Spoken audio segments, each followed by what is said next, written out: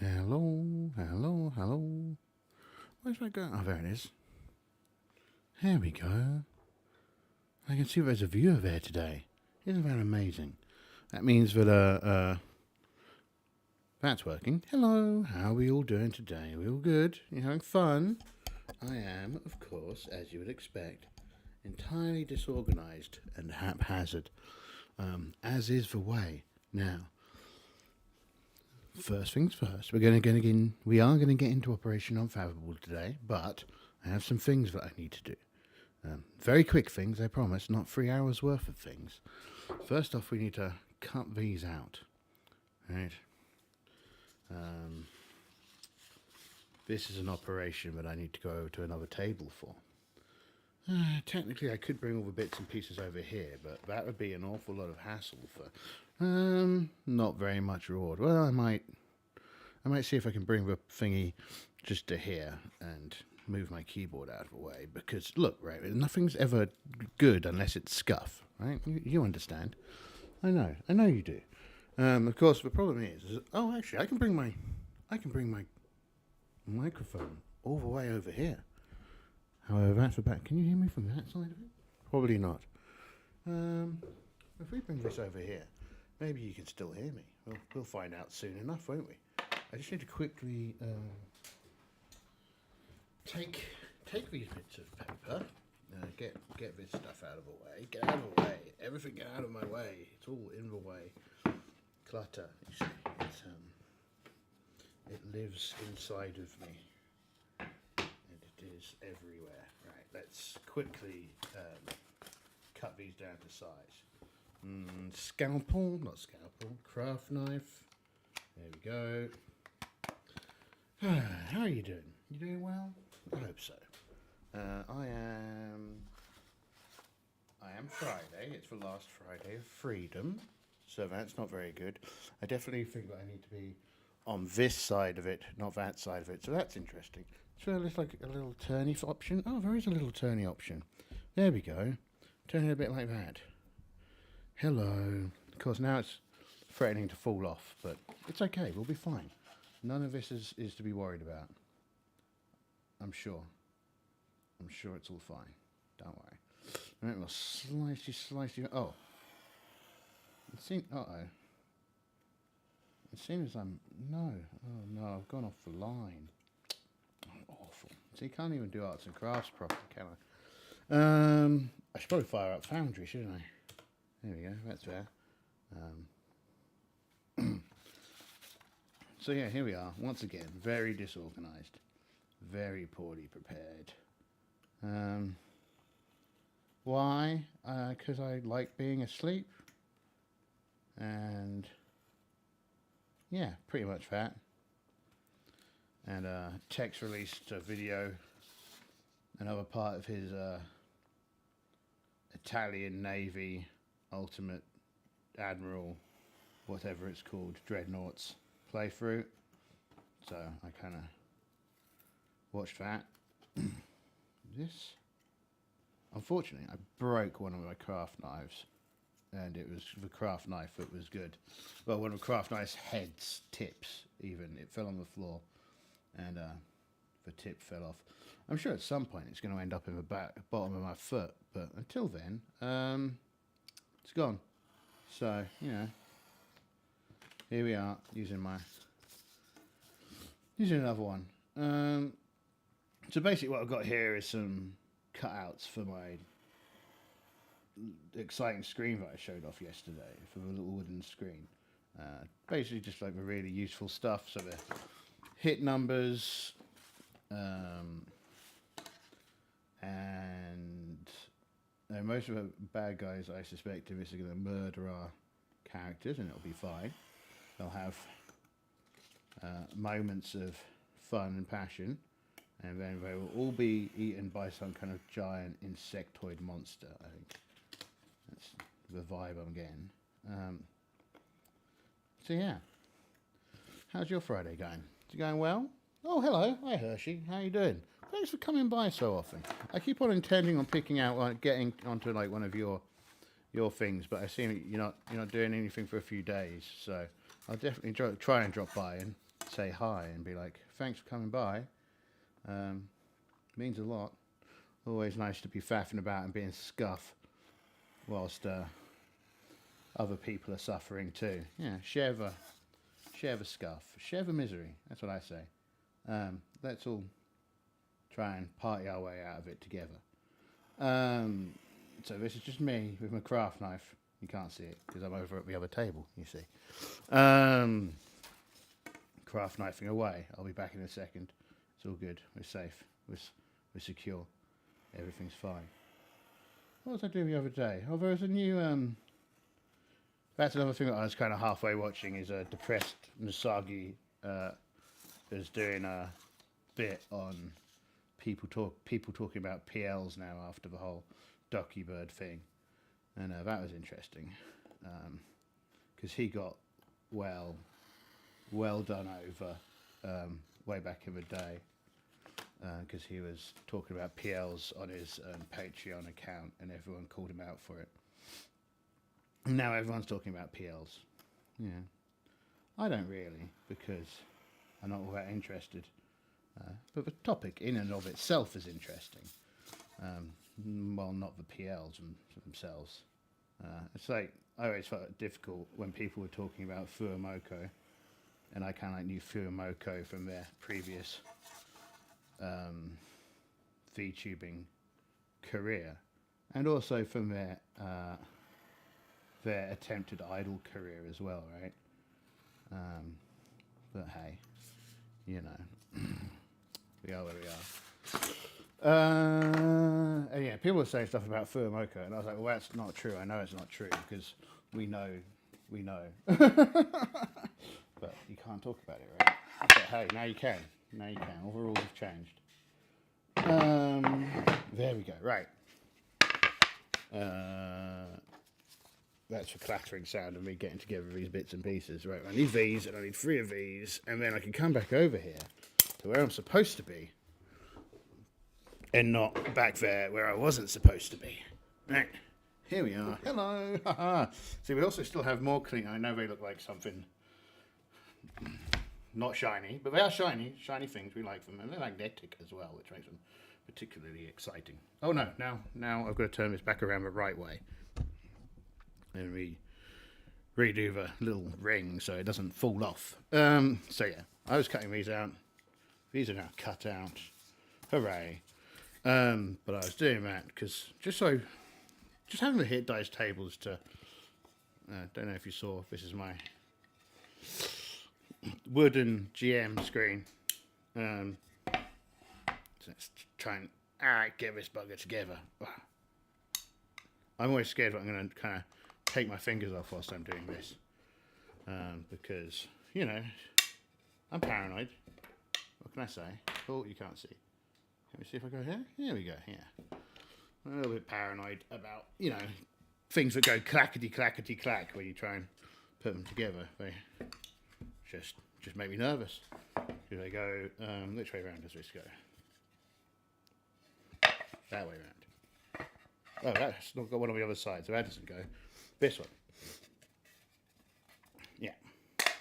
Oh, there we go. Nice clanking sound. We like it. So, yeah. Prep. Most, I'm sure, competent, sensible people would do all their prep up front. Me, no. Oh, what the fuck is that? That was weird. Oh, maybe I'm just going weird. Clearly, when I just connected those 2 bits together, they let off some powder from it previously being put together. Come on, you behave.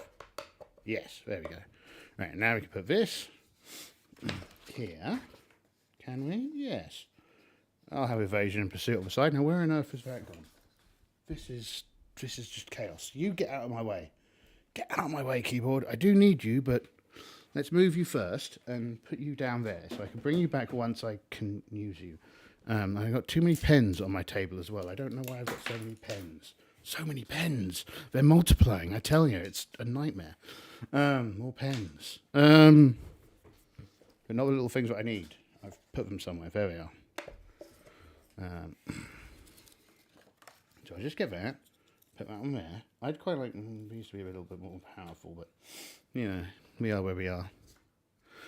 So tables that I got with a hit dice table. I got them a random languages table just in case I need it. Probably won't. I don't think any of the standard monsters are in this layer. And this is kind of like that's the thing.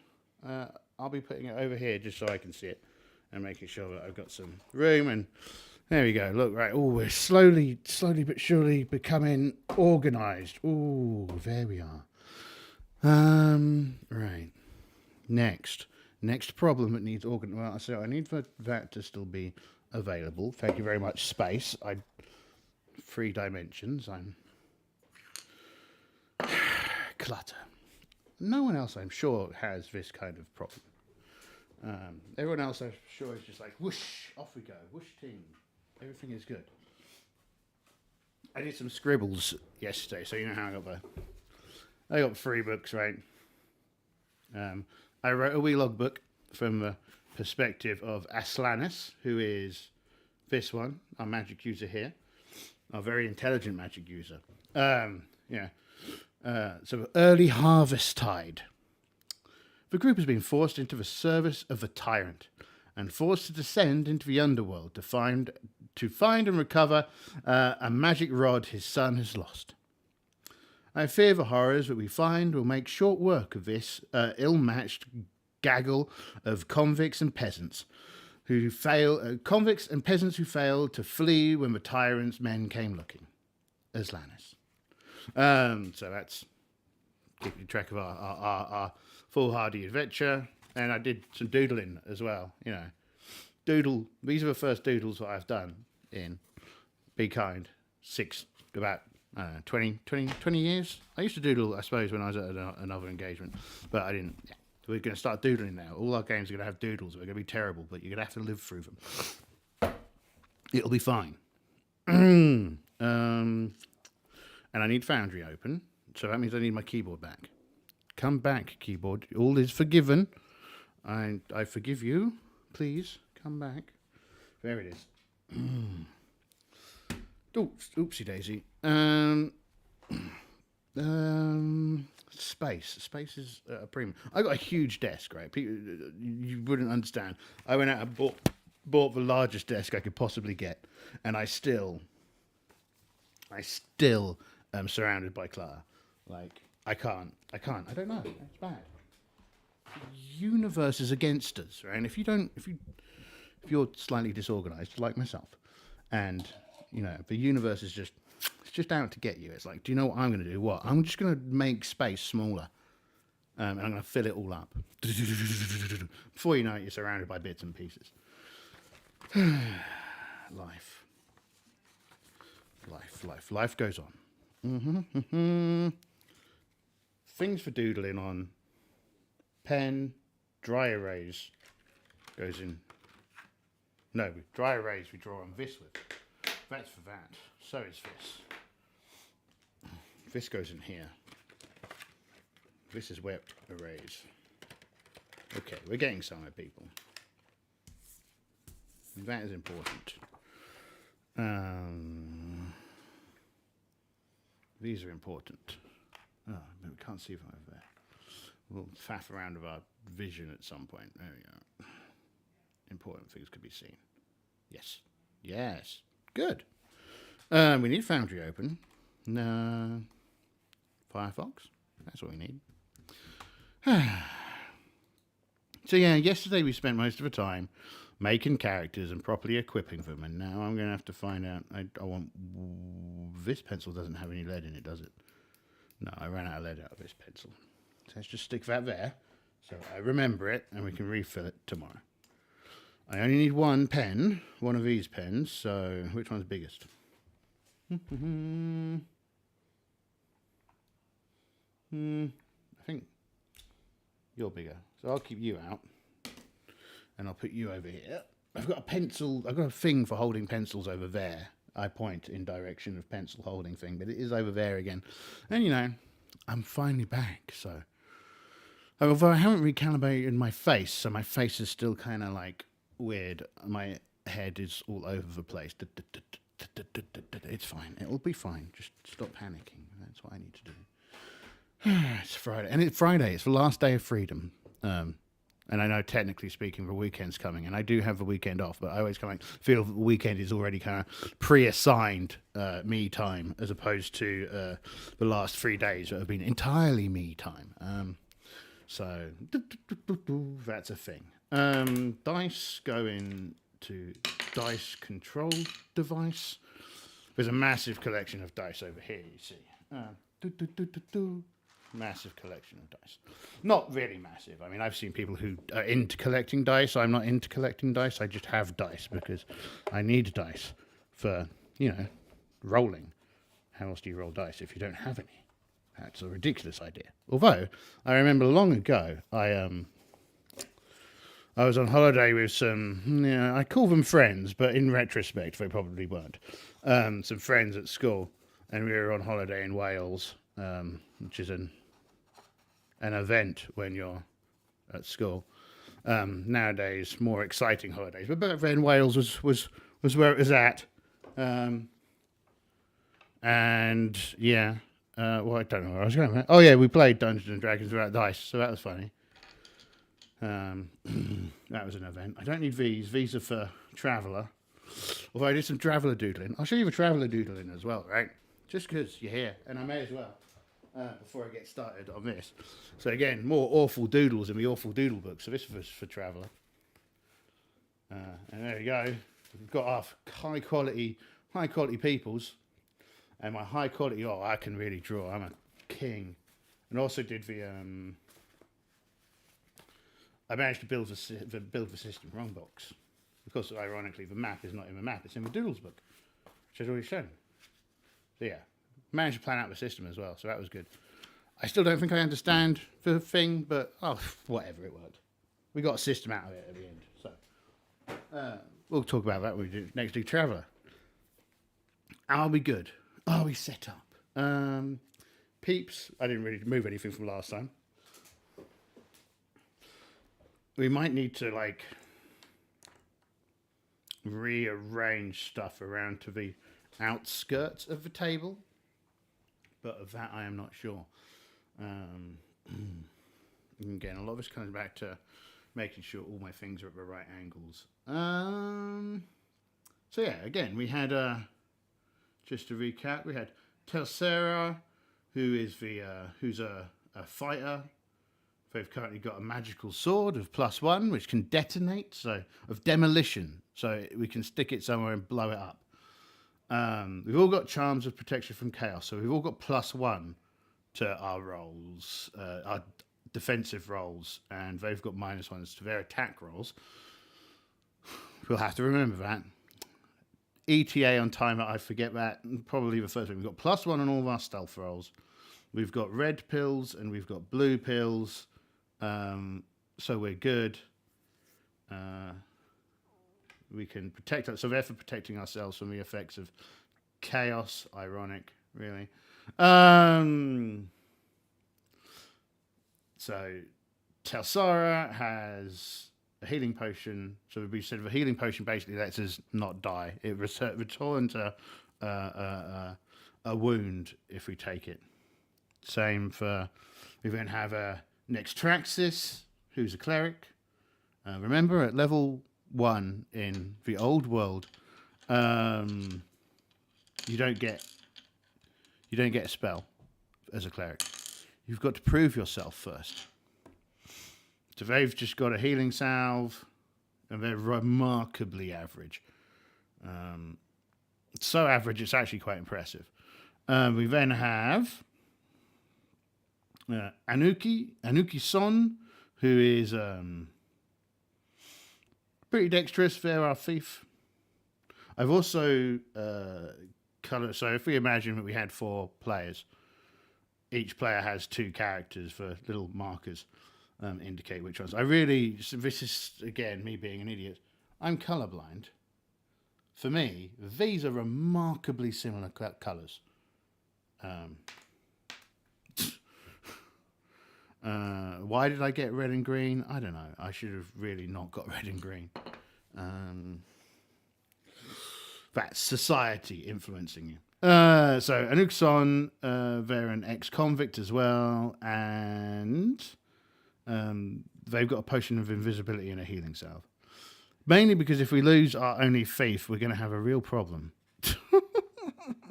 A real problem. Then we have Kalel Moore, who has a magical battle axe that when we can use it. Number one, it's a +1. Number two, we can sacrifice it to cancel any spell.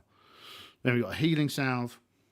Then we've got Sukanim, who is a reasonably average mage who's got a halfway decent strength. I've let my wizards all use weapons because, again, the idea that they can't seems a bit silly. Hit the live chat button as opposed to the top chat button. Maybe just go to the multi-stream button. Who knows? None of these things work properly. They've got a fireball scroll and they've got sleep learnt. Next, we've got Aslanis. Also, Sukanim is a wise person, so one of our few not convicts in the party.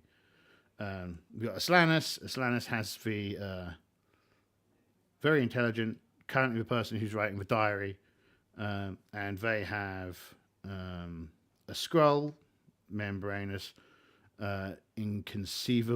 inconvenience, and they've got a magic wand of magic missile that fires 2 magic missiles at a time. Those are cool because those are instant one hit. Well, they automatically hit, so they automatically get a roll to see if they kill someone. So that's cool. No, they're very intelligent. They've got sleep as well. Then we've got Minras Cran,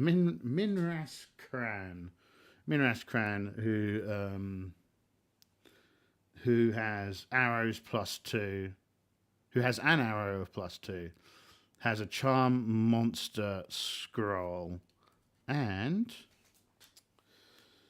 20 +1 arrows, right? For their bow. And then we've got Sanix La and Sanix La. Oh, right. And also the spell for Minrax Kran is Charm Person. Great spell. Awesome spell. Always take Charm Person. If you're playing OSR, that is. In modern games, rubbish spell. Never take it. Useless. In this, when you manage to Charm Person, it can be any monster which is considered humanoid, is less than level 4, is less than 4 hit dice. It might be 4 + 1 hit dice, so 4 hit dice is included. And if it's considered semi-intelligent, they only get a saving roll every two weeks. And you can have as many people as you want. So slowly over time, you can build up like a collection of monsters to vanquish the Underdarks. And I think that's a lot of people, right? Sanix La, convict. Minras Khan was they weren't a convict, weren't they? I don't know. Yeah, they're a failed sage, so they're not a convict. Aslanis was a convict. Sukanim was a wise person. Calamore was a pig farmer. Anuxon was a convict.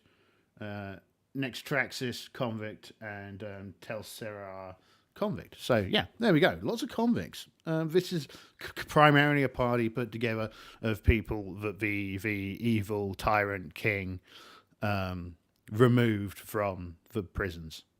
So, yeah. That's why lots of convicts. And a pig farmer who didn't run away fast enough. And a couple of others. That's a nail clipper. We don't need that over here. Put that on that table for me to then get annoyed at and be stressed about the clutter over there. Let's go over it. Go on, add to that clutter. Add to next meltdown's problem. Cool. Should we print out the other map, the player map, and have that visible down here? Or should we just go to Foundry? Let's go fire up Foundry. Fire up Foundry first. This is always a thing. Right? I always sit there and go, I'm just going to get straight into the game, and we're all going to play, and it's going to be great. And then I spend, how long's it been? 30 minutes? On average, 30 minutes faffing about, achieving nothing. Join. There we go. Have I got the book open? I'm supposed to be getting the physical copy of the book delivered soon. So that'll be fun. It means that we could just have it down here and go, look at this picture. It's great. At the moment, having to... Right, do this, right? Right browser? I mean, it should be the right browser. There's only one browser open. Yeah, there we go. Dunk. Did you see the other day? Because I only noticed this after I was faffing about. And I don't use it for this. I was using it for Traveller.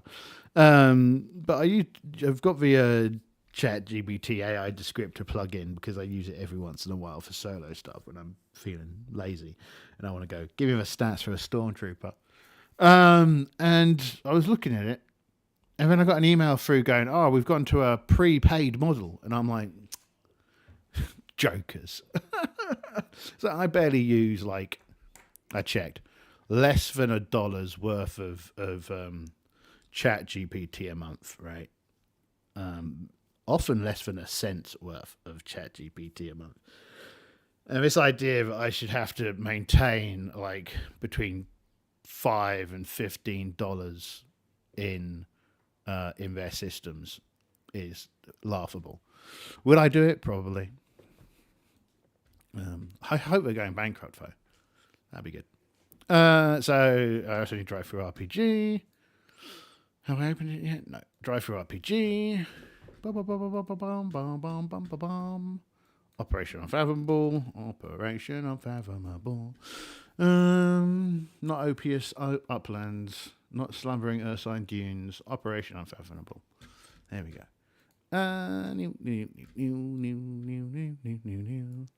One of the things that I always risk is once I've got lots of stuff open, I run the risk of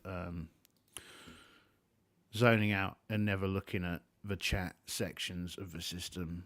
But I kind of feel that's kind of inevitable with, I don't know, how do other people handle it? I don't know. Answers on a postcard. How do you manage to maintain one eye on chat and one eye on whatever it is you're faffing about with? I don't know. So you have a party, as per our wonderful doodle, arrives at the you can't see it, at the giant thingy, and they're like tiny little people, ginormous cave, giant insect head with big teeth. That's what they see. And suffice to say, I think that they're not feeling too chirpy about this entire situation. So yeah, if you think each one of these is a main character, each one of these is a pair, so that means probably the player is like focused on one character over another. So let's just say that the top row are the characters that are mostly being thought about, right? So let's think. How does Telasar? I can't see it from over here because I've got not too bad eyesight. Tal Senra, right? So we've got Tal Senra. The higher the number, the happier they are with this situation. 4. They're not in prison, right? I think they're a prisoner. No, they're the outsider. So they're the barbarian, and they're like, oh, this is just like home. We're forever going into ginormous caves full of horrifying monsters that have killed princes. This is just standard everyday fare. I'm not particularly happy about it. I'm not particularly upset about it. He's never heard anything about the area, so he's got no preconceptions about how bad this could all be. Natraxis 6. Oh, Natraxis thinks that they're going to get some treasure. They're well up for this. They're like, come on, this is going to be fantastic. We're going to go into that hole. We're going to find the treasure. We're going to get back. We're going to be rich. It's going to be amazing. Oh, my life has never been so great. The deities are going to love me. It's going to be fantastic. Oh, what a time. Anaxon again, not very kind of. They're not in prison anymore. So that's kind of like, you know, can't get much better. All right, we're not in prison. I'm not going to be executed. Things are pretty good. I'd stolen 2 loaves of bread. It was going to be, yeah, this is pretty good. Kelmore is the most pessimistic out of the players. Their players like, I did enjoy being on the farm. Being on the farm was good times. I had pigs. Every now and again, I'd kill a pig and turn it into food.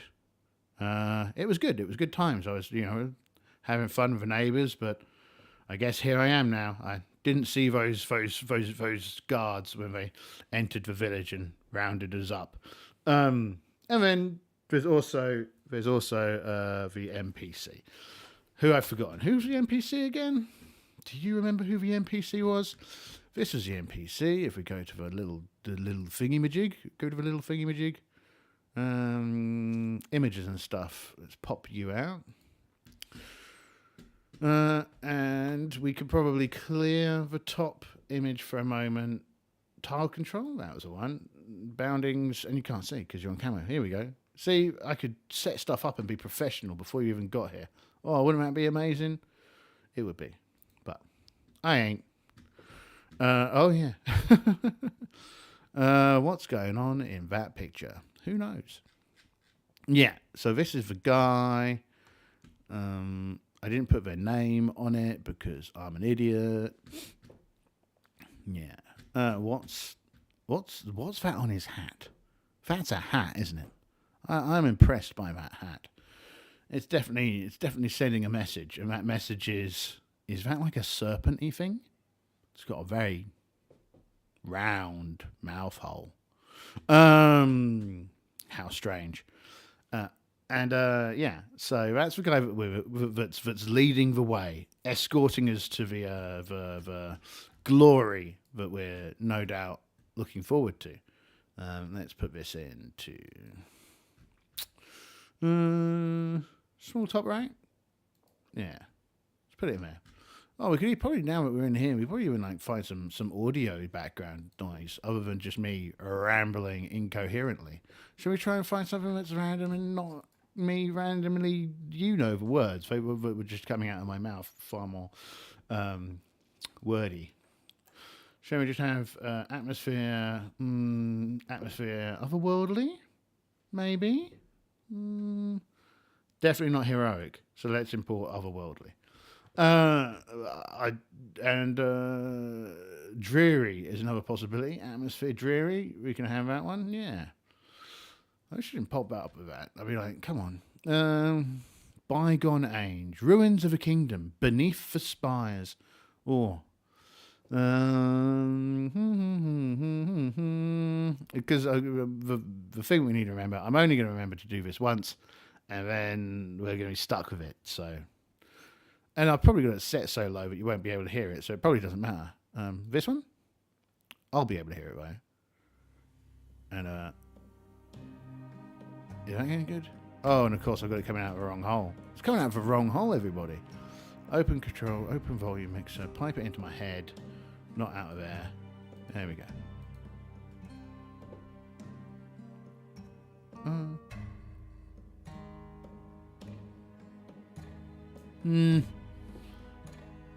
Let's try bygone age.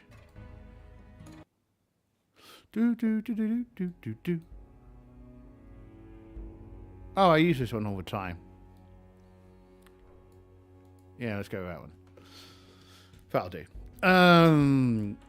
Bygone age. So this is again tabletop audio, Patreon. Go check them out. If you do the RPG things and you remember the musics. I don't a lot of the time. Right, first room. We descend into the darkness. Clearly, generally quite well motivated. I expect all the wizards, on the other hand, are like, what are we doing? This is madness. Stop it. We don't want to go here. It's horrible. It's going to be full of monsters. Like, not like normal monsters either. Like, it's going to be full of really bad monsters. No, it's fine. Yeah, my guy. So our guide, who was he? O2 the fighter. O2 the level 1 fighter.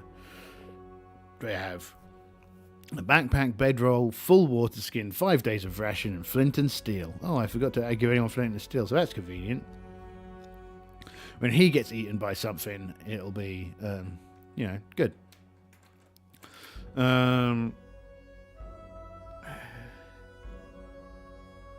No, conditions of the Underworld. So, what do we do here? Oh, yeah, so, as we head down, the Underworld is dimly illuminated by an amber blue-green light that emanates from walls, floors, and ceilings of the vault. Of the vault's chambers, caverns, and passageways, large and small alike. From a technical standpoint, the light provides decent visibility for 60 foot, and large shapes can be made out at 120 foot. Beyond that, nothing. Right?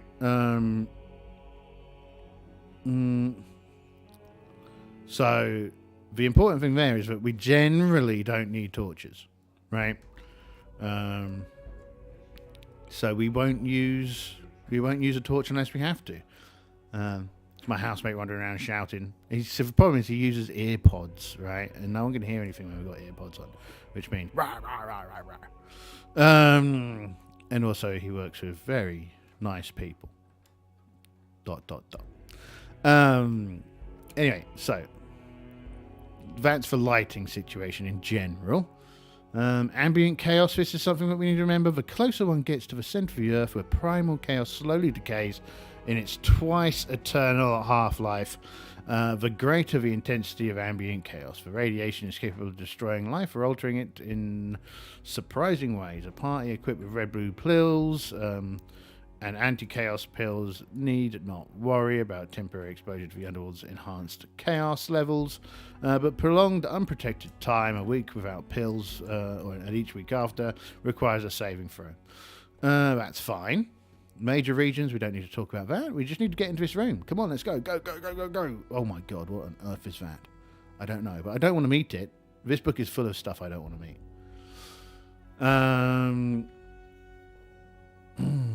Room 1. The DM's map. Worm tunnels. I don't want to know. Encounter areas. There we go. Now remember, everyone goes. Who's going to be our bespoke leader? I kind of feel like when we look at it, oh, there was a know-it-all, wasn't there? Who's the know-it-all? Someone who had a really low wisdom number was a know-it-all. Was it you? No, not you. It wasn't you. Was it? Your wisdom's okay. I'm sure it was someone who had a rubbish wisdom score. And it was a dude as well. So it's probably not this one. No, not that one. Who was it? Your wisdom's 12. Your wisdom's 9. Your wisdom's 6.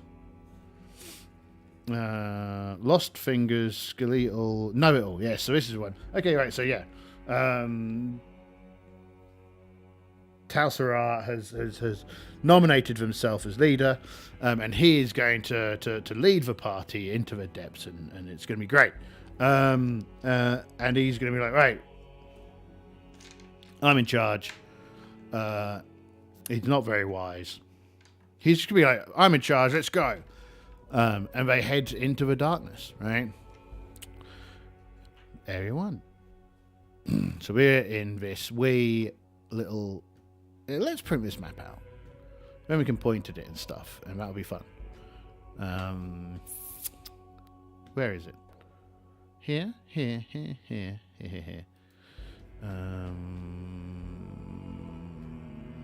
don't need that. I don't need that. I don't need any of that. What I should get is... OU map sheet? No, that's character sheet. Oh no, this is it. Yeah, that's the one. Okay. Then we go to here. What page are you? This is page 3. So if we just paint page 3. Not a great page to be talking about in the UK. That has connotations that we'd rather not remember. Print.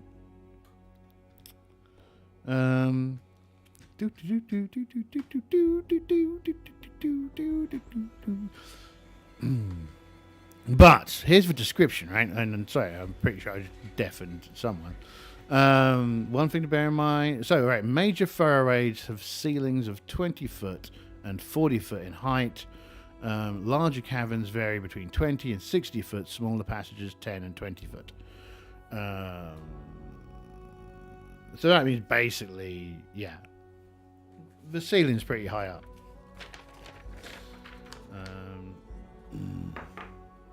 So let's point at this camo.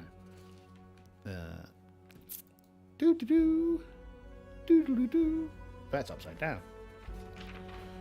This is how I get through life. So we come out down here, right?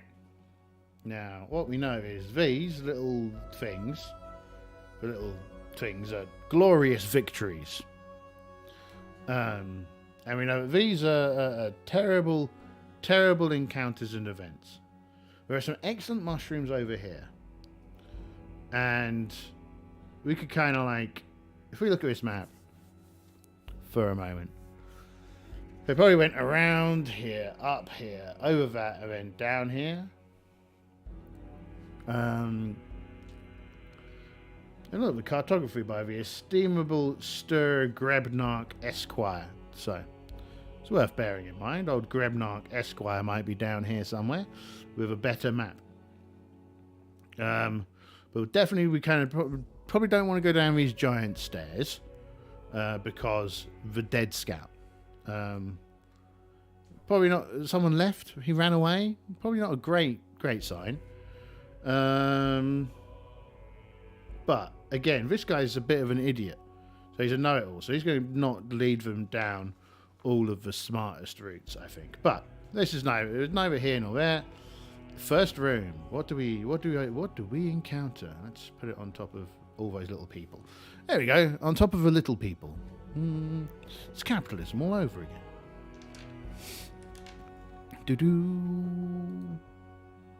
I don't need this open. Now I'm going to have the entire problem that I always have with, like, I've got way too many windows open. I don't need Obsidian open. I don't need TTRPG open. I don't need my... No, I do need that. I do need that. Oh. Model files are important. Back up now. No, it's okay. I didn't notice that. VTube. Remember, everyone, models are important. Back up your model now. PA announcement from VTube Studio. Let's close that and let's get serious, right? So, the pale green luminescence from above revealed here to emanate from the walls, floors and ceiling, as it does everywhere in the underworld, creating an atmosphere of dreamlike strangeness. Careful investigation of the floor will reveal scuff marks. Okay, so the party arrives and looks around, so they see that there are scuff marks on the floor, the dust has been disturbed, and there's debris that shows evidence of recent passage. Now, he's Rash, right? We've already decided with Rash, the rest of the party is just being pulled along by him, so they're going to immediately head down the corridor ahead of them. So it's like a curving corridor. Let's get this out, and let's start creating a equally bad map, right, of what we see. So if we go here and we go here and we zoom into this, and we change from a little thingy to a little pan. I want to go panning. Sorry, you can't see this because I'm in the PDF. I'm looking for the PDF to find a bit of where we are. And we also need... fiddlesticks. I've forgotten something else. I forget everything I do. You can all go in there. you could come out here. Oh, wait, no, we can just put it down here, right? If we kind of, hold on, let's turn this way, right? If we kind of take this side of this little thing for a dungeon tracker, right? So if we just cut that off and have like key, if we need it, key, dungeon tracker, right? Dungeon tracker, right? I've only used 20 foot, so we'll probably use 20 foot, right? So, and that's probably just like one square. So the 20 foot squares, I have the advantage of knowing how big the map is, so I can know kind of like roughly where would be an okay place to start this. So if we kind of like a damn, I am off the bottom, aren't I? There we go. Let's push that up and just pretend that everything's fine. So we've got this starting point here, and the thing goes kind of like this way, right? Now 20 foot, we move 90 foot a turn. So annoyingly, that's 20. That's 5 squares. We move 5 squares, right? I know it's 100, but I'd rather give them more than less, because that means we get through more dungeon. We get through more dungeon quicker. So we spend a turn in here. No, we're in a rush, right? So it's a very brief look. The guy's like, come on, it's this way. My lip balm's falling on the floor. That's not what he said. He said something far more bold and brave. And they kind of like head over in this direction, right? One, 2, 3, 4, 5, right? And it's dark, but everything's weirdly illuminated, right? 1, 2, 3, 4, 5. 1, 2, 3, 4, 5, right? And that is turn 1, right? Hold on. Let's do well, because for certain things vary depending on where you are. So we're currently still in this side thing, right? So the first turn, we've travelled, and it's just nothing's eaten us. There's kind of like scraggly marks everywhere, and we're kind of following the signs of debris, kind of with a bit of a pace on us. So we start with the next one. Next one, 1, 2, 3, 4, 5. We kind of come. We think we kind of come around something like this. Feels pretty long. And there's an opening, right? So 2 things here. Let's mark that off. So we're at 2 turns, which means we need to roll on random encounters, right? Let's hope that we do not get a random encounter. So this is on a 1 to 6. On a 1, we get a random encounter. That's a 5. It's not a 1, no random encounter. So nothing's coming down the corridor. This is good. I've lost my page. It's okay. Right. Now the room starts to open out into a large area. We're going to let the thief, because the thief is kind of a bit out in front, because they're the thief. They're keeping their eyes out. They're paying attention because they don't want to be dead, and this place is full of things that want them dead. So they're paying attention, which means sneak, trap, secret, listen. I should probably just have one in, so this is referring to this little thing, right? You should probably just have one for notice. Which again, I think for thief will be 3, for non-thieves, probably 1. Right? 3. So, as they go in, the thief notices this. Well, the thief hears something up above, right? And It sounds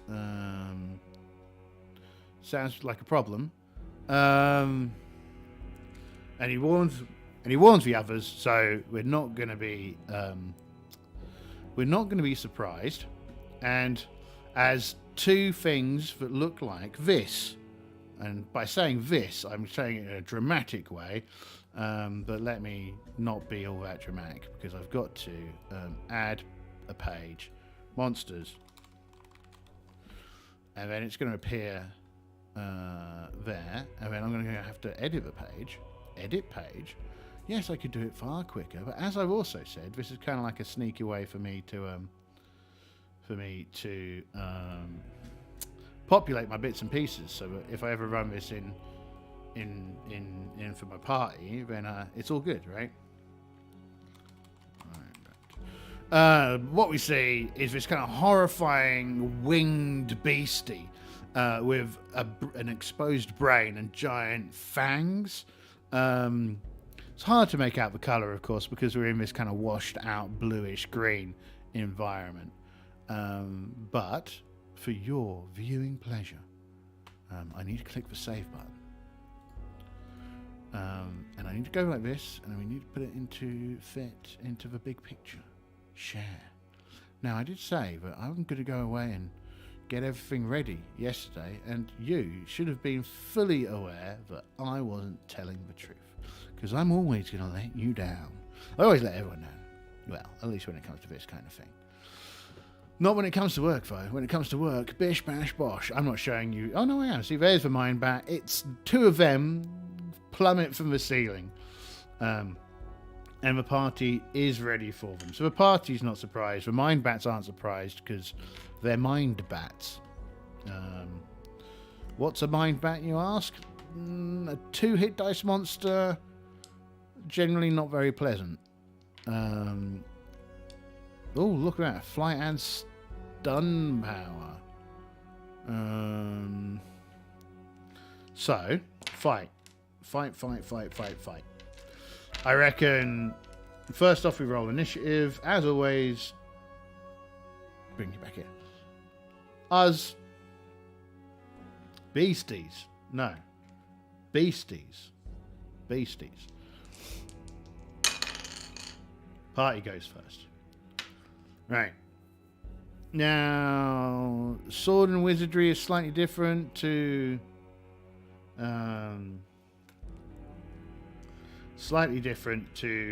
whatchamacallit, OSE or BX. So the turn order in this goes kind of winners of initiative move, losers move, winners melee, winners range, losers range. I'm pretty sure that's the order. Except no, it would probably be range first, then move, then melee, then magic. Probably. That feels like an option. So we've got horrible brain bats in here.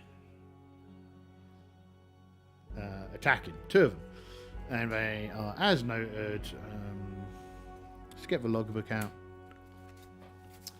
As noted, we've got two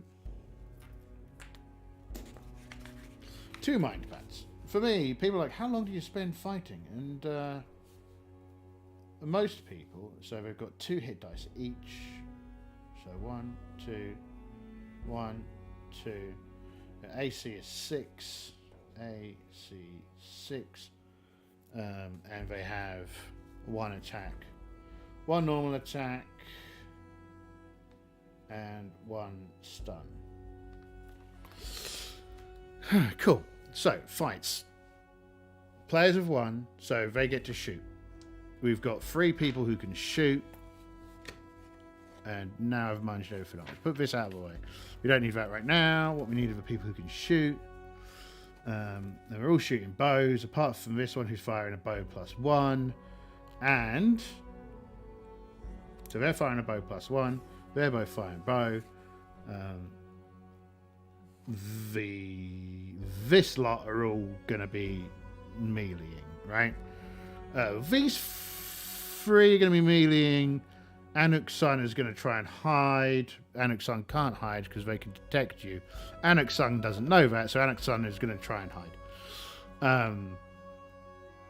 Okay, so that's that. Dice. We need dice. Dice, baby. Do. Sometimes you got to double check for these D20s because A, they're not mine, or they weren't originally mine. And sometimes you get those silly D20s that are actually D10s, right? So, anyway. Let's get you out of my way. Oh, never enough room. Right, yeah. So they swoop down, and the archers shoot. This is going to be Minris can, so they hit on an 8+. In white box, you get to fire twice. A short bow, so we get to fire twice. So Minrax and I think that's to make up for mostly the fact that crossbows can fire every turn, whatever, and they get rid of a whole slow nonsense. Right, so you can fire twice, but you for 9. They're actually looking for 8s. You're on a 10, and you're on 11. So that. Let's try and remember that. Okay.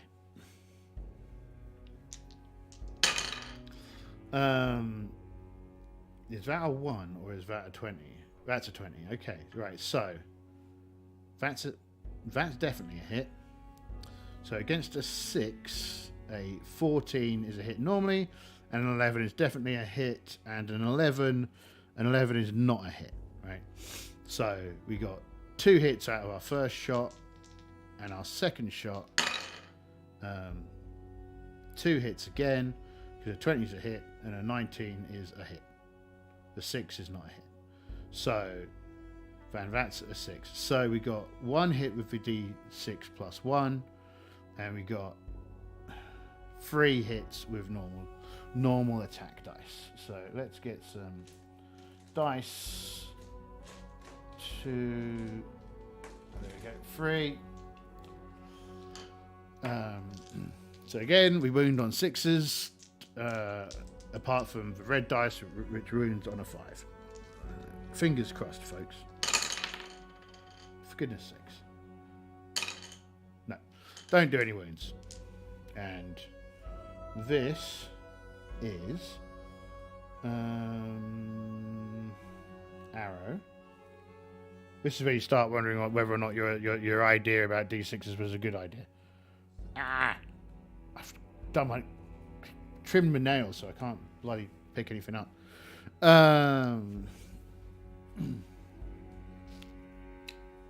Maybe worth using a dry erase on these. I don't know. I don't know if that's clever or really, really dumb.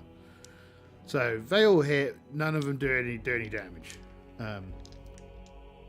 Movement. Beasties come down. Melee people get around them. Melee attacks. 1, 2, 3, 4. So 2 on one, 2 on another one. Doesn't matter. Let's just roll. We'll roll the whole bunch as a group. We'll just view them as one giant block of numbers. So Sanixlar is a monster. Where be dice? Dice, where be V? Where be V dice? There's one. Sanixlar. I need 4, right? 1, 2, 3, 4. So that's going to be Sanixlar. That's going to be Telgarasa. That's going to be Nextraxis. And one last D20. There you go, you. You can be Kal-El-Mor, right? So, see if we can remember this.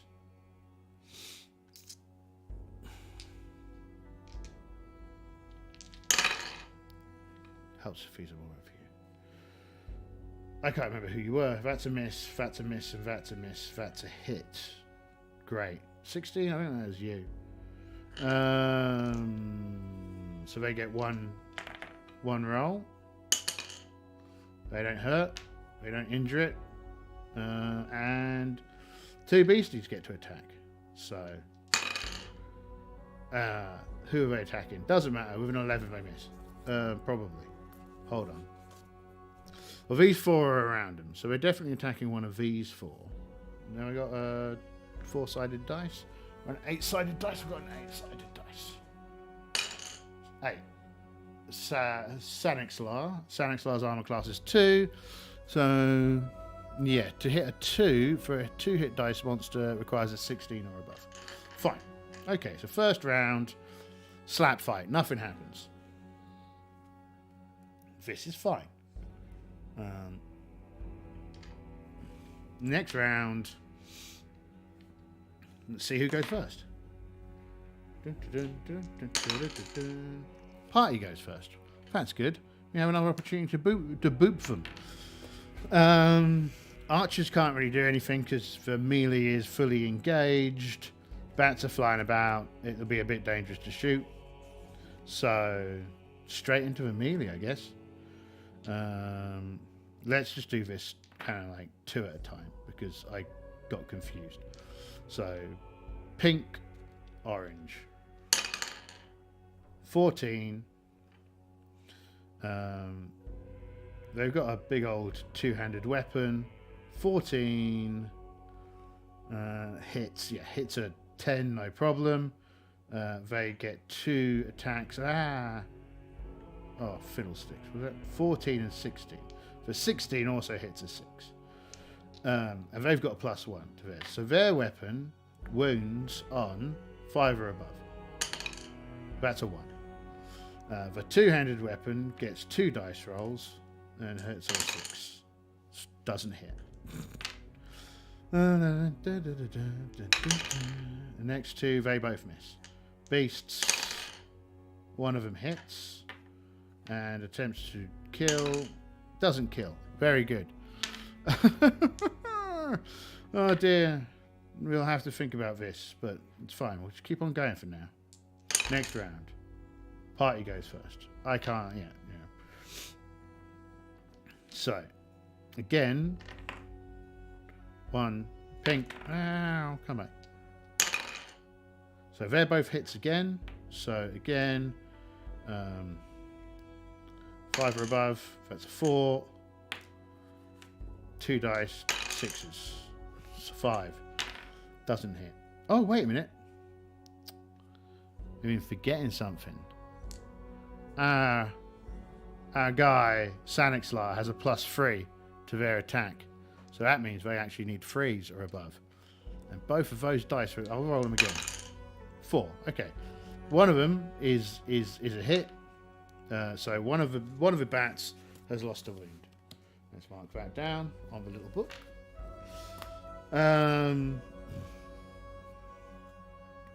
So that's hurt them, and these 2 are gonna smack as well. So pink, orange.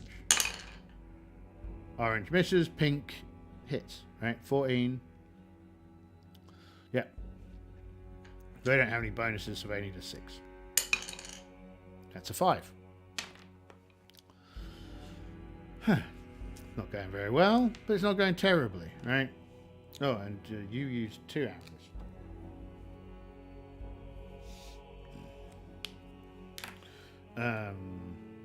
Monsters. An 11 against armor class of 2 doesn't hit, but a 19 does. So they roll a 6.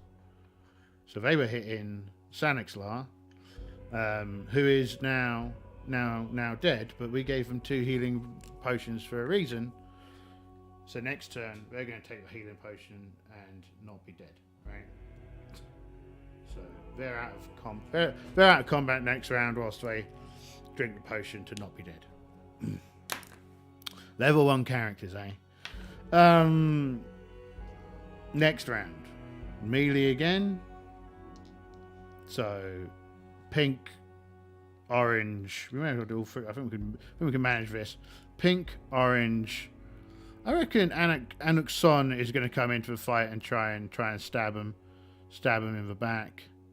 So let's just do.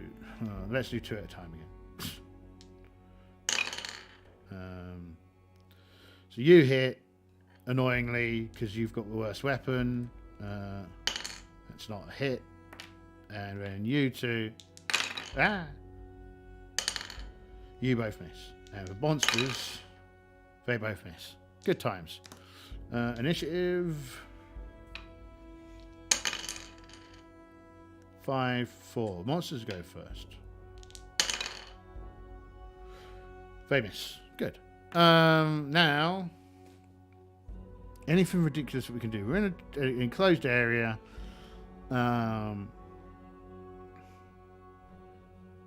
Let's think. No, nothing really. Slap fight. It is a slap fight right now. There's not a huge amount that we can get doing, so let's just go for it. Who goes first? Ah! Oh no.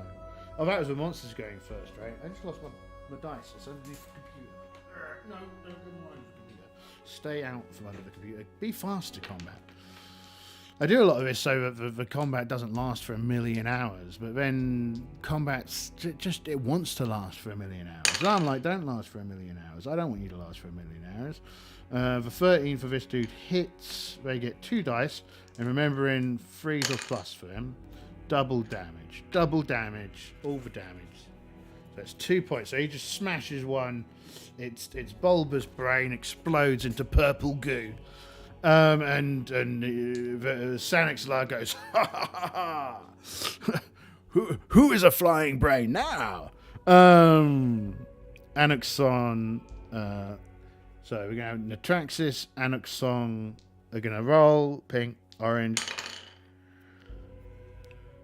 Natraxis is hit again. Doesn't kill. Last one, Kellamore.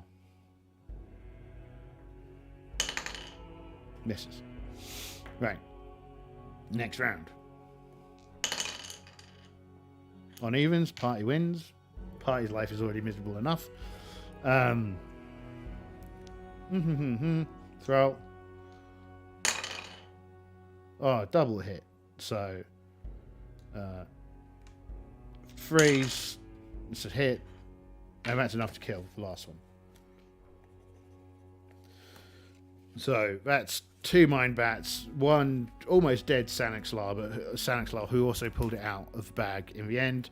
And then, there's what a mighty battle that was. It's like there were just 2 wee flying brains, says Aslanus. I don't know if we could be particularly over the moon that we successfully defeated them. And Talsara is like, what do you mean? It was a tremendous battle. And Talsara is like, okay, fine. You do you. It's like, yes, look, the mind bat is an incredibly capable, dangerous, and distinguished foe. The fact that we managed to beat him is incredible. We're truly a party to be reckoned with. And he starts spouting off nonsense about the underground networks and all the rest of it. So I'm just doing a little bit of rearranging beneath the scenes, you see. Put these together, right, so that we can move some stuff up and out of the way. My life is all about slowly rearranging bits and pieces. Go in, tinker about. I forgot to tell anyone on the internet that I was going live. No one joined anyway. It's just Sodom. Just for people here. Just for my favourite V-Stream buddies. No one talking anywhere else. So we're good. We're fine. V-tubing for life. At some point I think maybe we should come up with a better word.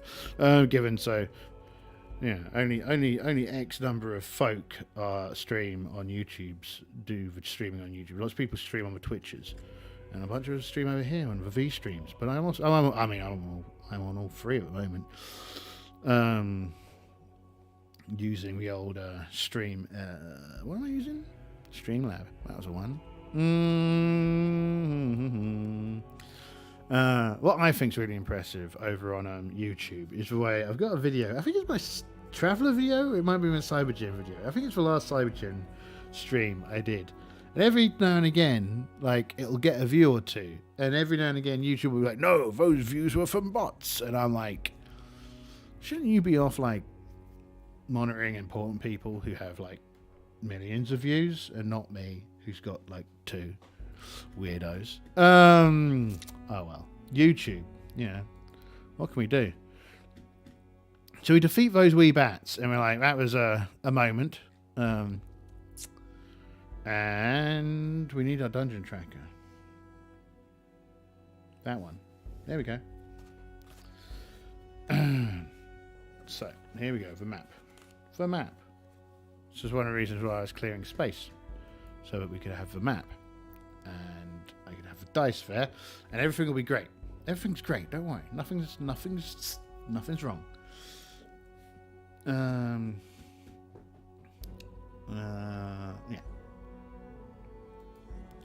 So this room has, you can see, it's got two exits coming off of here, right? Do we know any more about this? Let's have a quick check. Check out the description. So we're not in a worm tunnel. Stop telling me about worm tunnels. They terrify me.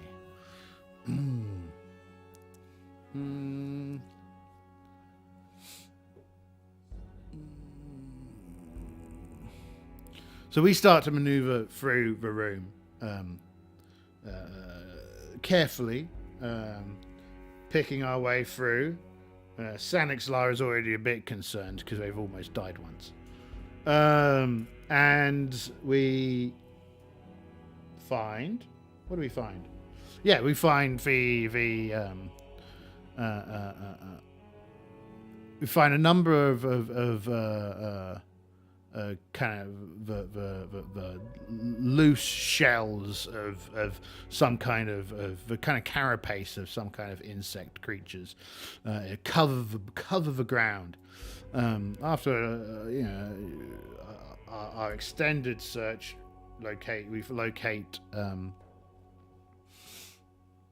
we locate a shriveled corpse of a man at arms. Thief probably finds them. Thief does a quick rummage through their pockets and finds a gold chain and pockets it. So let's make a note of that. Thief. Gold chain. 75 gold pieces. No one else is really paying attention. So they rob that up and stick it in their wee pocket. Right. As we head further into the room, we find 2 more bodies of mined bats.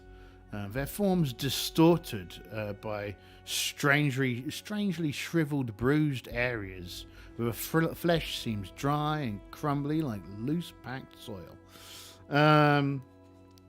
So Telsera will go, clearly this is the result of some kind of a predatory creature that feeds upon these mined bats. And let's give Aslanus a roll on this. They get +2, so they're getting a 3 or above to go. You're talking bollocks. I don't think that's the case, Telsera. I'm pretty sure this is the effect of the null rod. This is the kind of thing that it does. And I'm pretty sure I know better than you Look at the great capability and victories that I have. And Aslanus kind of rolls her eyes and gets back to work. I think that's right. Aslanus, their eyes. They roll their eyes and get back to work.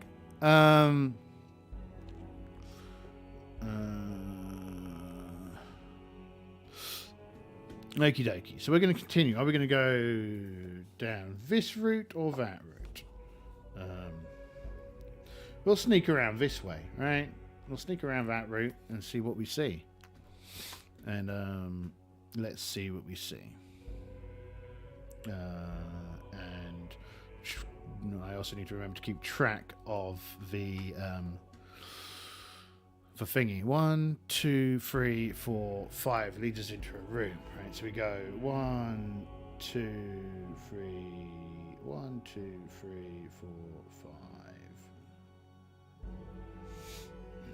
So the corridor carries on around here. Mark off a turn. Roll for a random encounter. That's not a random encounter. And we are... Oh, let's get this back out. So we see here there's like 2 paths. Oh, it's probably a good one to have picked because there's a wee sword on there. And we come out into what can only be described as like a vast canyon. Cavern, corridor, who knows? It's massive. Whatever it is, it's massive. And there's just blue illumination as far as the eye can see as we look into this vast area. And what do we see? What do we see?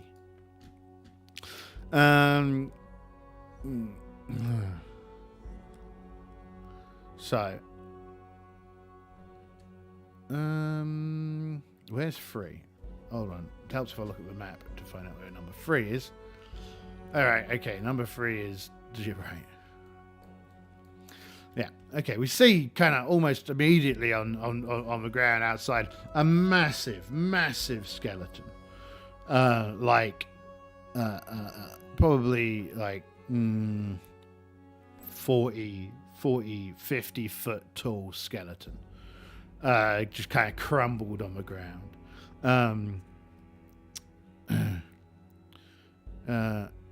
It's currently big, and it's covered in huge dragonfly winged prawns that are currently stripping the remaining flesh from its vast body, from its vast skeleton. The carrion feeders are very busy consuming away, and they're not paying any attention to anything else. What's the party going to do?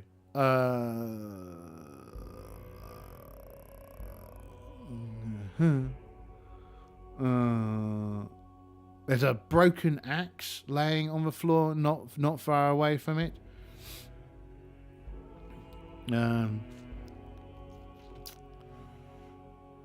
There is we can see the remains of his sack as well nearby, whatever this is. So that indicates to the clever ones amongst the party that it's probably a giant. To Talasra, clearly this is the body of a mighty minotaur that has been killed by the prince's party. And again, they go, I don't think that's the case. It doesn't have horns for a start. He's like, look, clearly it has. It must be. And he says, no, I don't think it is. Anyway, they have a little argument. And we've rolled for the encounter, and so we're here, right? We can tell that we're here. There's big old ruins of a fight. Now, terrible screams are coming from that direction, right? So to the west, terrible screams. We'll not go that way. Even if Idiot Boy says it's a great idea, I think we're going to go right, because that's also the way that the thing goes, right? So Hell's Back Road, there's something to bear in mind on Hell's Back Road, which is random encounters, not underworld phenomena. Right, encounters and other randomness, so weirdness occurs on Hellback roads. So beginning of each turn on the Devil's Highway and the Hellback Road. So whilst we're on here or we're on here, we roll every turn for a random encounter. And this random encounter table is wild. So I'm looking forward to us getting I'm both looking forward to it and I'm not looking forward to it. We have both at the same time. I don't want to meet that. Giant. I don't want to meet those either. I don't want to meet any of these things. But it's going to be hilarious when we do. Oh my god. Where'd it go? I keep losing where we are. It'd be nice if they were closer to each other. Where are we? I know. I should know because I'm the one with the book. Okay, right, yeah. So first turn, we're heading east, right? So if we put it down here on the Wii map, we've got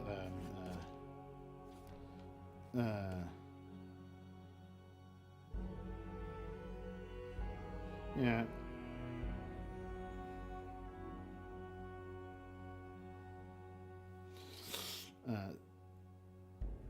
Skeleton. Giant. Skeleton.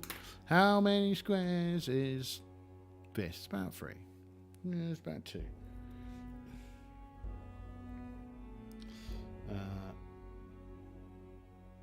Right. So we're going to continue going east. We go 5 here. So 1, 2, 3, 4, 5. As we're going through, we kind of come across 1, 2, 3, 4, 5. Nowhere near enough room off here to the right. I definitely should have started further to the left. 5, like so. There's kind of like a raised area here, like like the earth has been slightly pushed up. That's 1 turn, and we need to rest, but also start with a turn 1. We have an encounter. Let's see what we encounter. Oh, God. What on earth is it? Random weirdness. First of all, we roll... oh, look, a D12. No. I like the full random. Roll 1 D12. I'm going to find a D12. D12's always that funny dice where you're like, where be thee? There you are. 5. 5.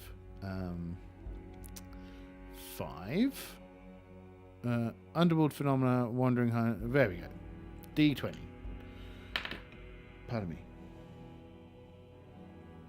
D20. 19. Page 35.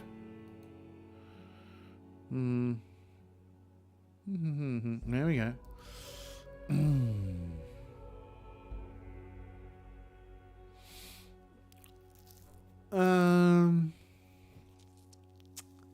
Let's have a read. What's this?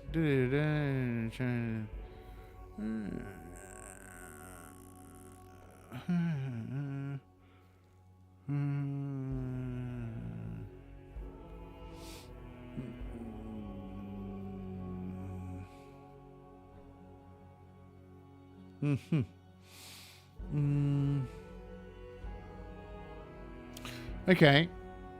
Have we got a picture of this beastie? Oh God, is that it? I don't know. Appendix F. Let's see. Have we got a picture of it? Subterranean? No. There. We don't have a picture of it. That's upsetting.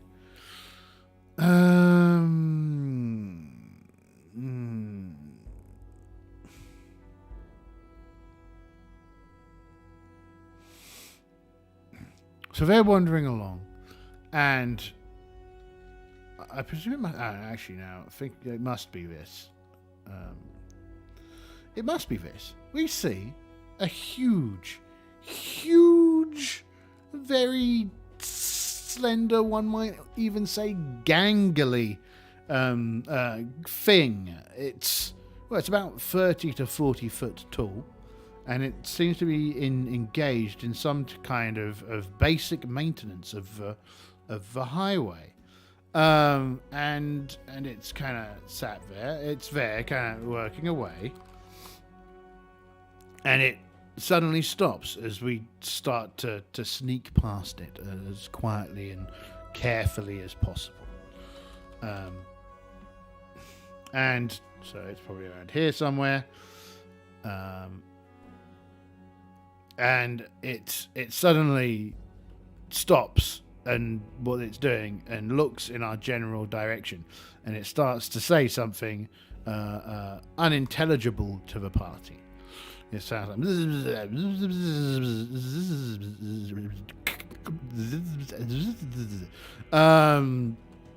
and the party are like, this doesn't seem like a good situation. And what does it look like? I'll show it to you. It's weird and horrible, and it wants something, but what does it want? Fit into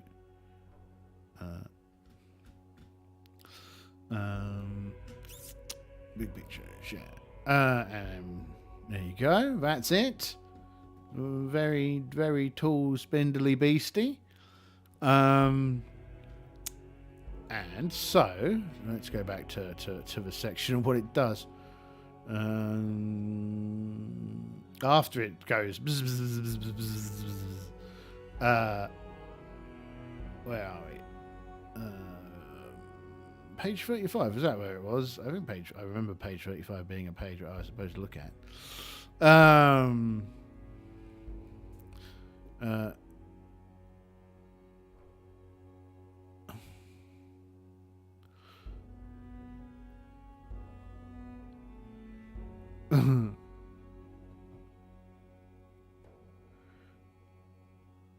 Wow. Yeah. Okay. So it buzzes, and the party are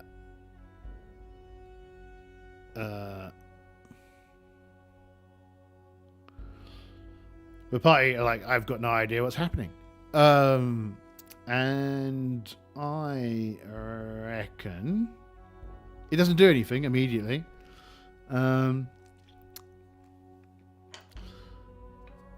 So I think there's a good chance that the party will just continue to try and sneak off, because that seems like a perfectly sensible thing to do. And it kind of buzzes at them again, and they continue to kind of like walk away. And then it leans over, towering over the party, and it takes very delicately with its nimble little fingers the sword of demolition out of Tal-Sarar's hands. He's trying to hold on to it, but he's not able to hold on to it. It takes the sword of demolition out of Tal-Sarar's hands, and then starts using it to create delicate and intricate patterns on the walls. And Tal-Sarar is like, what are you doing? That's my sword. Give me back my sword. And the rest of the party are like, I think he can have your sword. Yeah, I definitely. Looking at him, he looks like he needs the sword more than you need the sword. And Tal-Sarar is like, oh, and his sword is gone. I don't think that anyone here is mad enough to try and take on a 40-foot tall stone giant monstery thing that buzzes at people. So they give up the sword and finish their wee walk up this here corridor.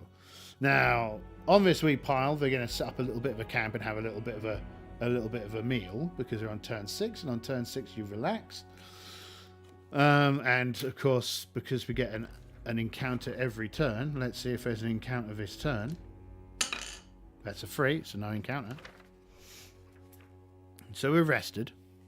And mentioning rest, I'm going to go and heat up this coffee that I've got in a bag. So I will be back in a couple of minutes. Talk soon.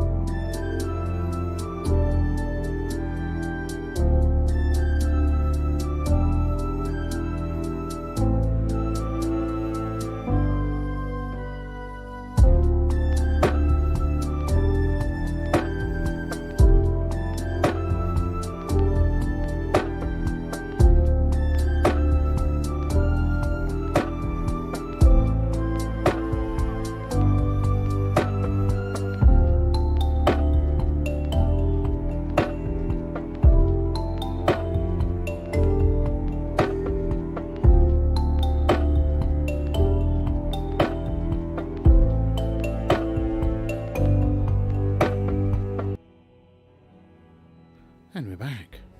And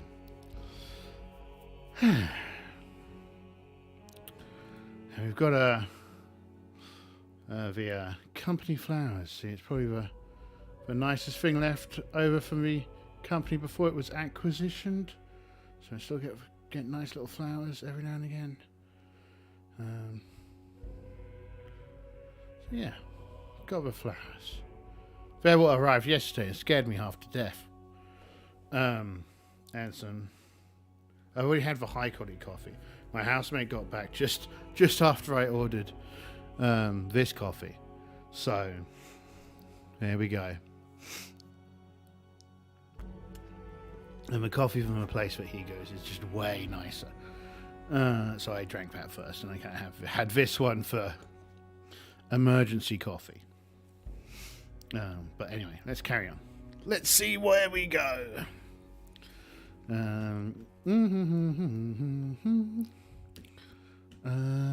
would help if I had the right document. That one? Yeah. So we're on this wee bit. Okay. Right, and we continue. What in the living hole is that? Where's the key? Key.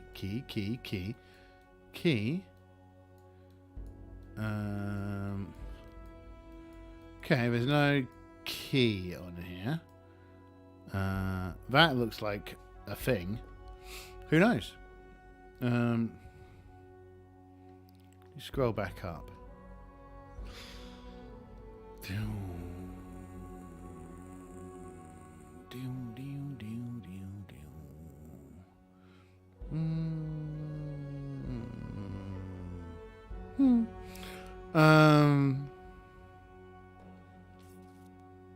Okay. So we carry on. So nothing happened on our relaxation turn. Does anything encounter during our next turn? No. Okay, right, so this turn, donk. 1, 2, 3, 4, 5. So okay, what's that? What on earth is that? So 1, 2, 3, 4, 5.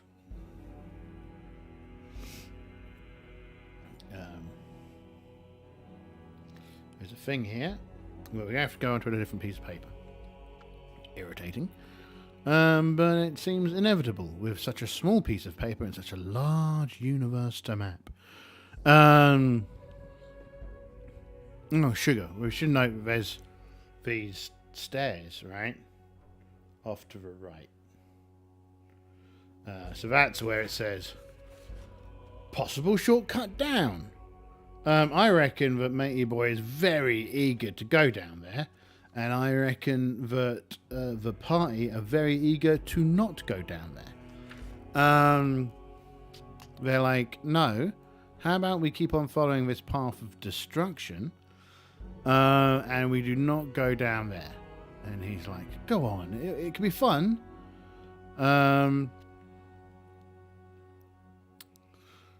And do I think it's very unlikely that the party will make a decision to go there. So on a roll of 1, they actually go down there. They don't. 6. They carry on following the path of destruction. Okay.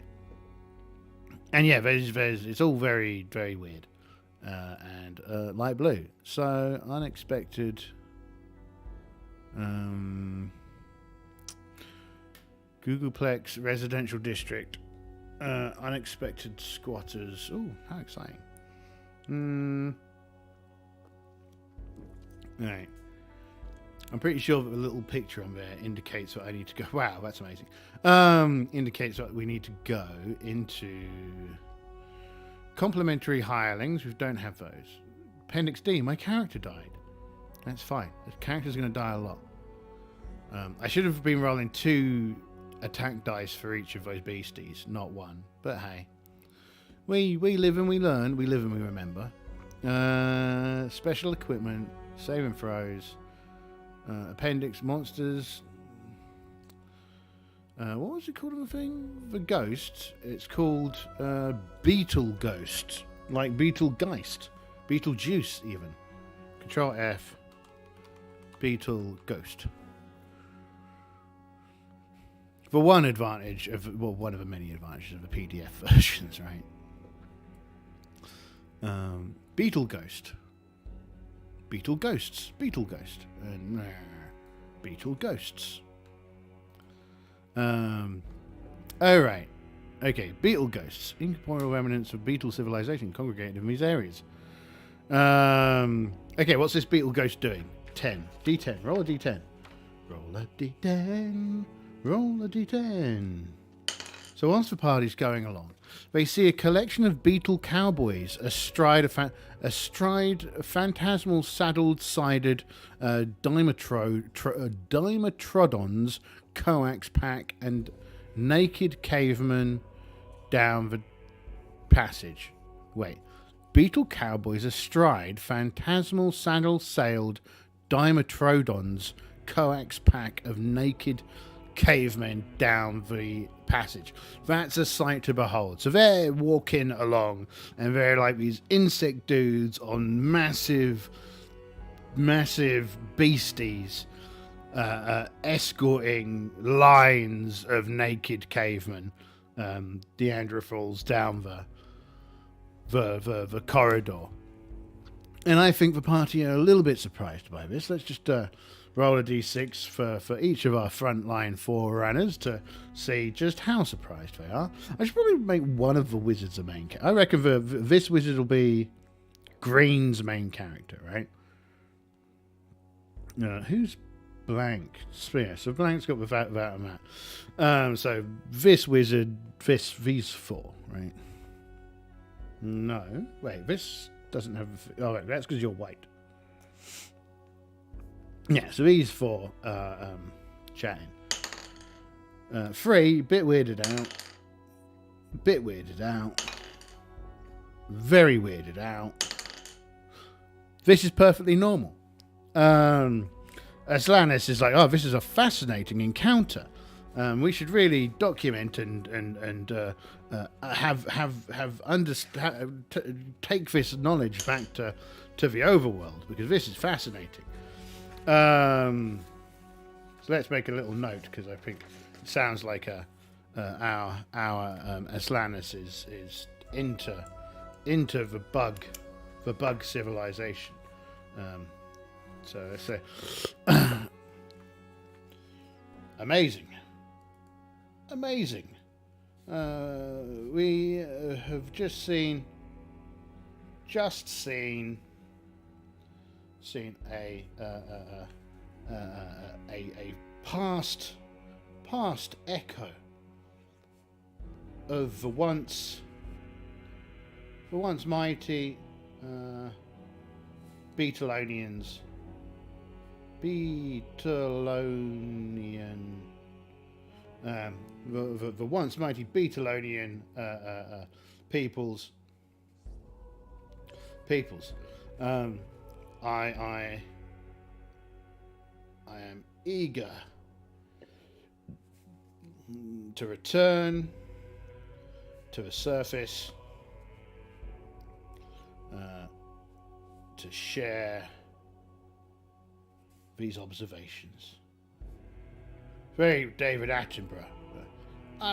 Today I've witnessed an amazing sight. I have seen Beetlonians riding upon the backs of vast beasts, escorting their pitiful cave person captives, or possibly willing participants in some kind of great Beetlonian practice. A truly amazing sight. I'm sure that no harm came to them in the long run. If only we could learn from these amazing people. I'm sure that ginormous beetle kind of giant beast we saw earlier that liberated the sword from Telsaran may very well have been something that they once constructed in the distant past. Very excited. That's... Although... Imagine... yeah, that's fine.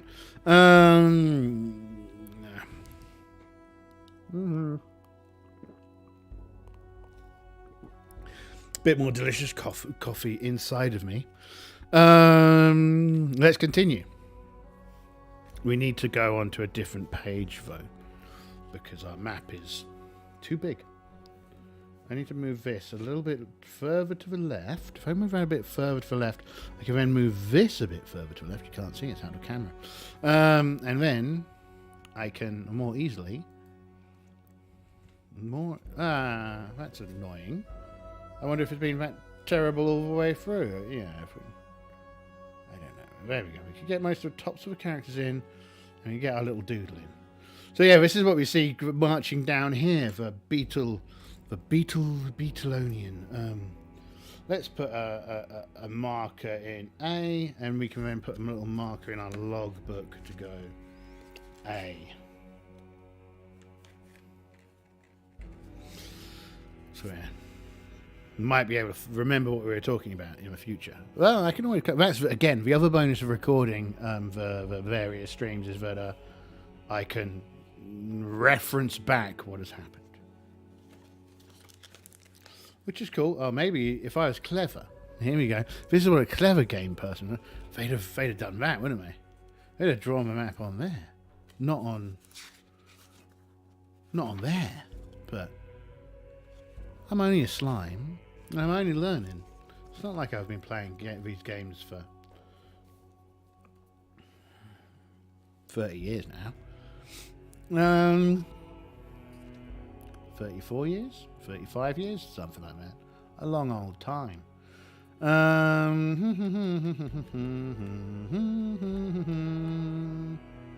Yeah. So we need another little tracker. Because now our tracker is up there and that's not very useful for us. So let's once again put this on there, and we'll have the dungeon tracker. So we're already at 1, so this is the next turn. 5, no monsters, no encounter. Fiddlesticks as well. Encounters on the road are on 1s and 2s as well, not just 1s. So that's worth bearing in mind. Yeah, we should remember that. We'll remember that. Member berries. Page. Yeah.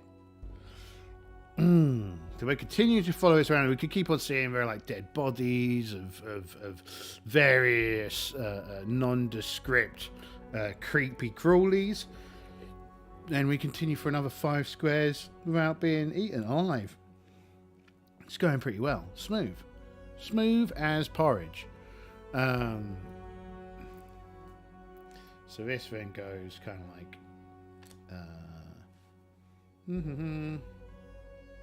I know I'm not going to correct my terrible mistake by starting to draw on the sensible way. I'm going to keep... We've committed now. We're doing it this way, everybody.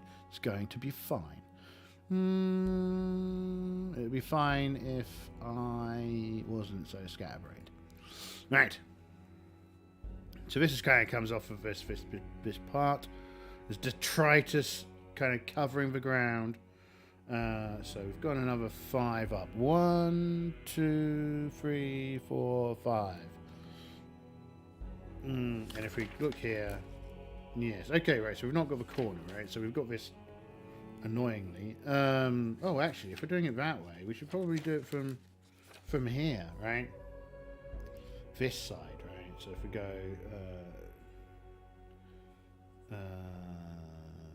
so that goes kind of free out. This starts just going straight up, like so. Let's see if we can make sure that you can hear me whilst I'm sat here doing all this, trying to figure stuff. 1, 2, 1. Supposed to be more like but more like that. So we go up here, and I won't bother putting that curve in because that would ruin everything. So let's carry on. No, we'll go this way a little bit and then out here a little bit. My work of don't use that.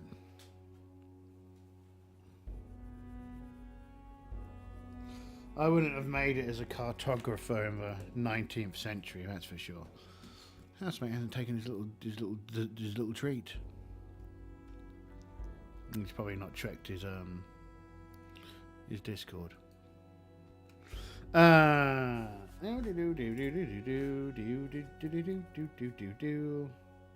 So 1, 2, 3.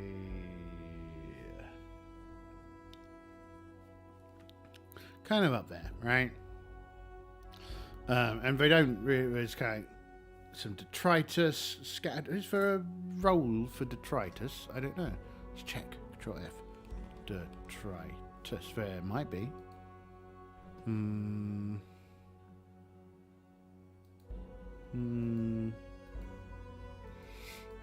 Roll.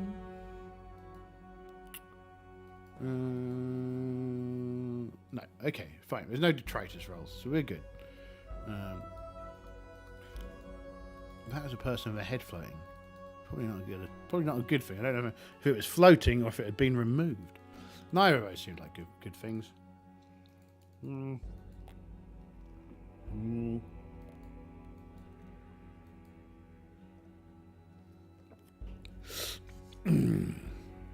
There we go. That was coffee with an extra shot of coffee. We're ready to go forever now. One thing that I might play at some point, because I kind of get obsessed and it's a proper turn clicky is Ultimate Admirals Dreadnought, because I can play that game for hours. Too many hours. What was I doing? Page 3. Not page 3. Area 3. So the detritus is uninteresting. We could see, however, that there's kind of a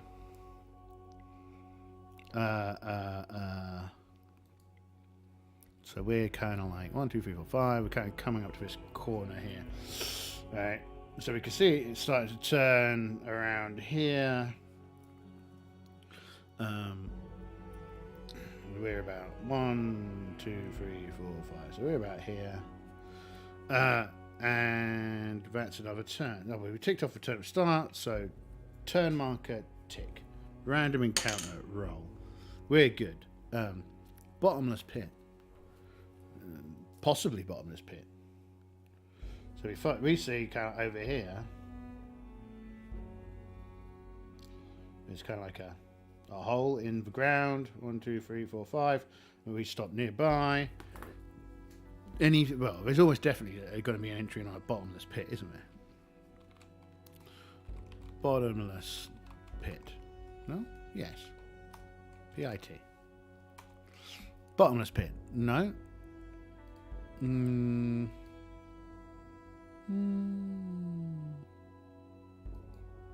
There we go. Bottomless pits. Okay. There are 2 of them. Let's just read this out so we can have a think about what we're supposed to do. The 2 bottomless pits in this area. Which area? I presume the whole map. Are clearly marked by ancient beetle signage. Right, okay. There's lots of there's lots of signs kind of all about, right? Being like, yeah, in Beetlonian, going like, warning, bottomless pit. Do not fall in, right? Like there's like the beetle equivalent of black and yellow markings, right? Underworld custom holds that to keep the capricious chaos of a pit manageable, one should make a small monetary sacrifice into each pit in one's path. Any sensible sentient being of sub-godling status passing by will pause to toss in a few coins, a small portion of food, a splash of underspirit, etc. While impetuous populations, impecunious populations or inherently disrespectful beings use the pits to dispose of trash. Anyone or anything falling into the pit can be considered a loss forever. Okay. Right. I mean, I reckon characters being characters, they'll go over and they'll look over it and they'll definitely like throw. We've all got torches, so they'll light a torch and chuck a torch in, and it just goes.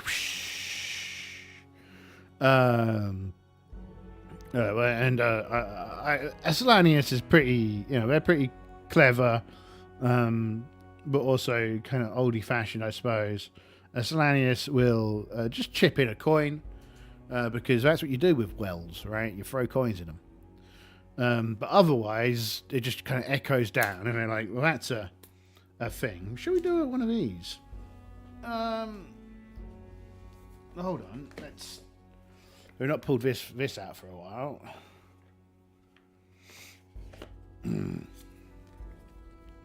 Who among your companions do you wish would teach you a skill? No, probably not. They don't know each other well enough. Would you rather win an important battle, make a great discovery, create an artistic masterpiece, innovate a piece of technology, ease a type of suffering? Okay, this sounds like something that they can all have an opinion on. I should put this over here. This is just like, I like this. We can add some flesh to the bones of our characters. So I think in the case of Tau Sarah, they're like, well, I mean, my existence simply improves the world. But yes, definitely, I plan on winning an important battle. There aren't many things that a person like me could discover. And I think Natraxis is what's Natraxis? Natraxis just wants to go home, I think. No, Natraxis, they want to ease suffering. They want to ease the ills of the poor. They want to cure the world, make it a better place for you and for me, and for the entire human race. Stuff beetle kind. That's kind of their view. The thief is, well, I want to discover lots of gold. Well, lots of coins. I want coins. So then I could go set myself up and live in a nice wee house in the middle of nowhere, where no one's going to steal my coins. That'd be good. They say. He says? She says. Oh yeah, our thief is the childish curly hair. Was that her? Gygax's foppish dream. Yeah. Childish curly hair likes to give hugs. Funny. Funny character. Calamore, we were saying, isn't the main character. Aslanis, yeah, they'd like to make a great discovery. They'd like to discover more magic powers, so they'd like to discover a long lost spell. Very fearing about them. Cool. So that's what they talk about whilst they walk for the next section. I don't know if I rolled for the next section, so let's mark off the next section. Let's roll 2. So we were saying on the highways, a 2 is an encounter, so they get another encounter. This is one of the things about this adventure, right? Really, if characters aren't insane, they follow the road and they just make random encounters, and they attempt to deal with the random encounters as they meet them. So first a D12, 12-sided dice. Here we are. Roll 6. Competing parties, NPCs, wandering godlings. Not really the most exciting one, but let's go. That one, D20. 18. Oh God. I don't want to meet these. I don't want to meet them. I don't want to meet these. These are horrible. These are horrifying. Right, the party is double. We're sneaking, okay, through this place. That's why we're only moving like 90 feet every 10 minutes, right? But, whew, okay, we see something coming from the distance. Well, from a distance, it looks like a person in plate armor with like a helmet that has like a helmet with antlers on it, right? That's what it looks like at a distance. And so we slowly creep, and we get closer and closer until it becomes somewhat evident that what we are looking at is not a person wearing a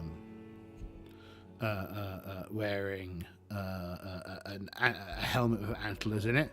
It is instead some kind of horrifying multi it looks like their head is covered in the ends of tiny worms, and their antlers look like they're made out of worms. And they look like, oh, fiddlesticks. They don't have any eyes either. They have no eyes, and they have large, gaping mouths with weird, misshapen teeth in them, and generally are a thing of nightmares. And here they are. Here they are. I said that already, but of course, they're not here just yet, because I've not shown you, and I've not finished doing this. So if we go here, browser, look at them. Look at that handsome guy. That's a blind ant. The blind antler man scares me. Look at it. It's horrifying. Get closer. Look. Hi. Would you like to look at my eye? So the party are trying to hide. Let's see if the beasties can automatically see them. Strange beings. Anything specifically? All right. What are they doing? D6. Let's see.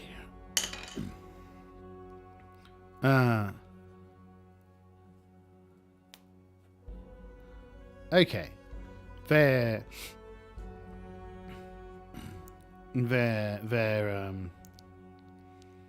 just they look like they're out to do some shooting.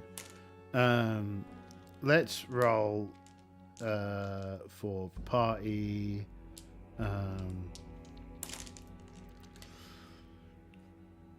With their attempts to keep stealthy. I reckon 4+ they do. They've got their magic cloaks. The thief on their own would do like 3+, but all of them together. No. Okay, so they spot them. This is not going to end well for them.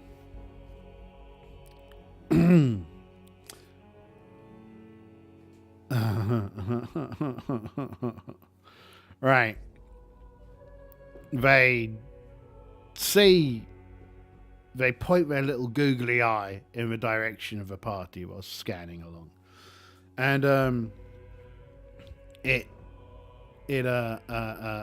suddenly they start shouting and growling, and they're pointing in the party's direction, and they start pulling these weird looking things out of their pockets and they got these long things that have like 2 handles on them, and they're pointing them in the direction of the party, and they shoot the party. So there's how many are there? I mean, it says there are 8, so I'm gonna reckon like 2 of them shoot at the party. Hit dice 6. Okay. Who's getting shot? D8. 7. Oh dear. 3. Aslanus and Anaxon. This is not good. Aslanus' armor class is dirt.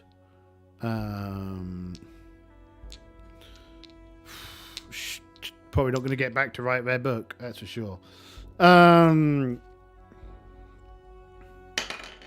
6! Aslanus, you're not dead! Oh my goodness, they didn't get shot. Right, Aslanus is not dead. What's their armor class? 7. Let's double check that. 6 hit dice. Oh no, they have been hit. So they get 6 dice to roll against Aslanus. That's 2 wounds. Aslanus is vaporized. The magic items drop to the ground. Aslanus will no longer be writing their book. I thought Aslanus had lived. They had not. Aslanus, we knew you well. You are vaporized. Next, they're going to... so the other one was Anaxon. So again... roll that again. That's a hit. So Anaxon is probably dead as well.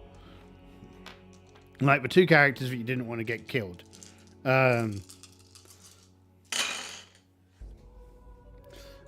is shot, but isn't vaporized. They managed to use their healing potion to not be dead. Now, with that done, the party is going to run the hell away as purpley laser bolts shoot past them.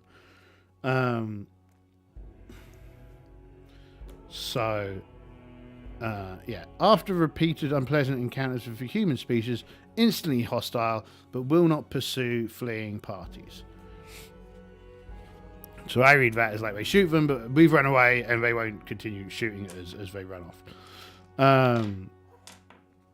But also, I reckon there's probably low chance that this got picked up. So on a 4 to 6, she's picked up.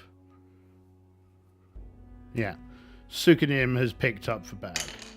2, she hasn't. On a 4 to 6, Minirascan has... that's a 4. Okay, so she has picked up the bag, which means she does have these magic items. And they run away. I like the little cat on... I have not been showing you, have I? It's not on screen. No. Camo. There you go. One character down. What I like is the cat. I like the cat on this. She's got a cat. It's cool. It's cool. It's cool stuff. I like the cat. We are one wizard down. After Aslanus saying that she wanted to do the old thingamajig. Also, is that a problem? Because... oh no, okay, cool. Sukanim is the one making them out. But it is a problem because green... okay. The person that we were using as the great voice of reason is now dead. Dead. D-E-A-D. All of the dead. So we run 1, 2, 3, 4, 5. And what do we see on the map? Back to the map. If we go 1, 2, 3, 4, 5. So it kind of gets narrower. And we're kind of just before this area. 1, 2, 3, 4, 5. So we're around here. So this is... we get to see something else exciting. After having one of Aslanus vaporized by a giant laser beam.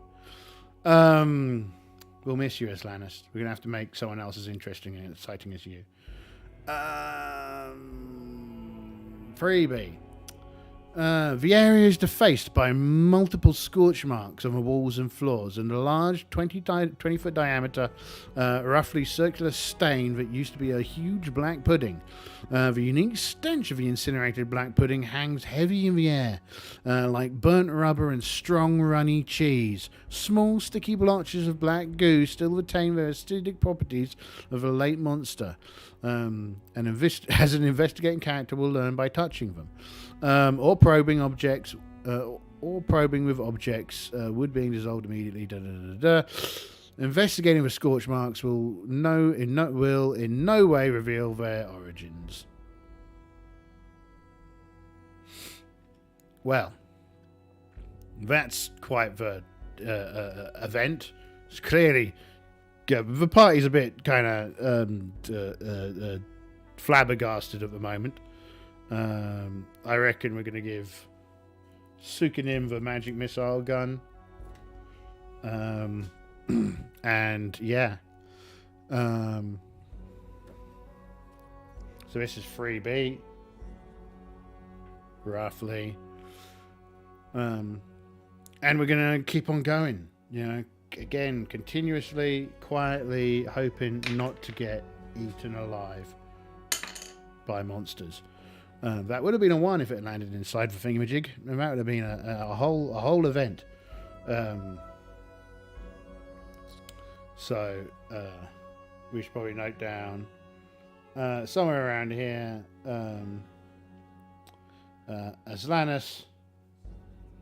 Aslanus vaporized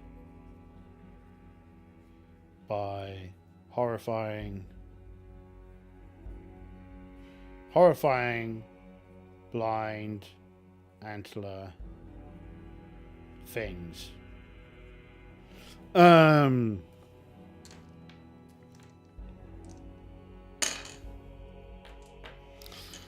If they'd have got a 1 wound, we might have been able to rescue them, but they didn't. They got 2, and so they were very dead. Much to my chagrin. Cool. 5. Turn 5. Let's... I already rolled. Right, so we already rolled for the encounter here. But what we basically see is this, again, continuing. We'll bring this up to, like, here. Don't worry. And from where we were, yeah, so 1, 2, 3, 4, 5. So this starts to go in here, right? And how wide is this? 2 and a bit. So this goes out here. If we go here,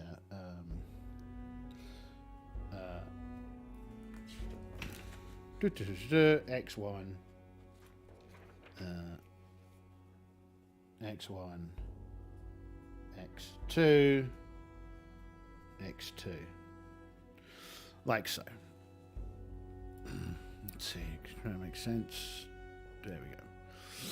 So there's a cannon going off here, and we do see on here that there is a thing that says excellent mushrooms. Maybe they're tasty. We'll find out. Although one of those mushrooms has legs. It's a bit weird. Shall we go visit the excellent mushrooms? Do we need to? Do we feel like we have to visit the excellent mushrooms? Oh, how could we pass up excellent mushrooms? Let's go in and find the excellent mushrooms. Let's go find out about excellent mushrooms. Excellent mushrooms sound wonderful. So what are the excellent mushrooms? 10.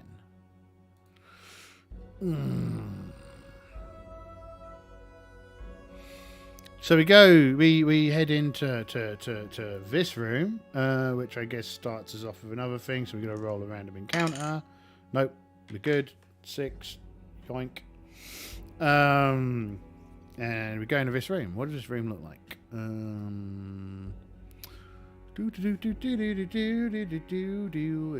It's like this from one box up here, and it's kind of three boxes over here. And it's kind of 3 boxes deep, and it's kind of 1 box back in this direction. A bit like this, right? And there's like a way out of there, and there's like this kind of comes into like an area over here. Cool. So that's kind of mushroom land. So let's mark down here 10. Just so I can find it, to be frank. Multi-stream is read only. 10. Here a pair of jolly toadstool-shaped science fungoids. Oh. So there's two toadstools in here, big toadstools, person-sized toadstools with clipboards. I don't know what a clipboard is, but we do. With clipboards, clipboards were loaded with paper and like a little stick in their hands. They're toadstools with hands.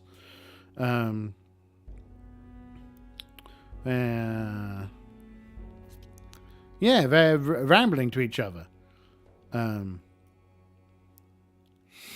As the party go in, let's see how stealthy the party's been.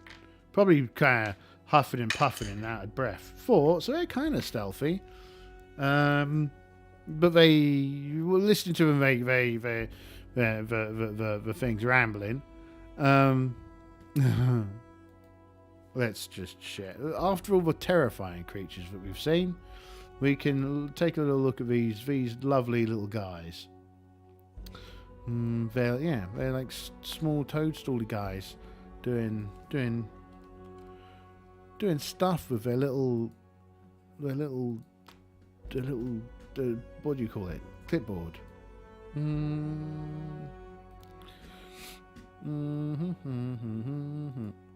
Let's stick it in the top right. And browser. Look at them. Look at those little guys. Look at them. Aren't they great? Oh, they're such a welcome change after. Let's get out of here. Such a welcome change after all this horrifying monsters trying to eat us. Just bear in mind they might suddenly try and eat us.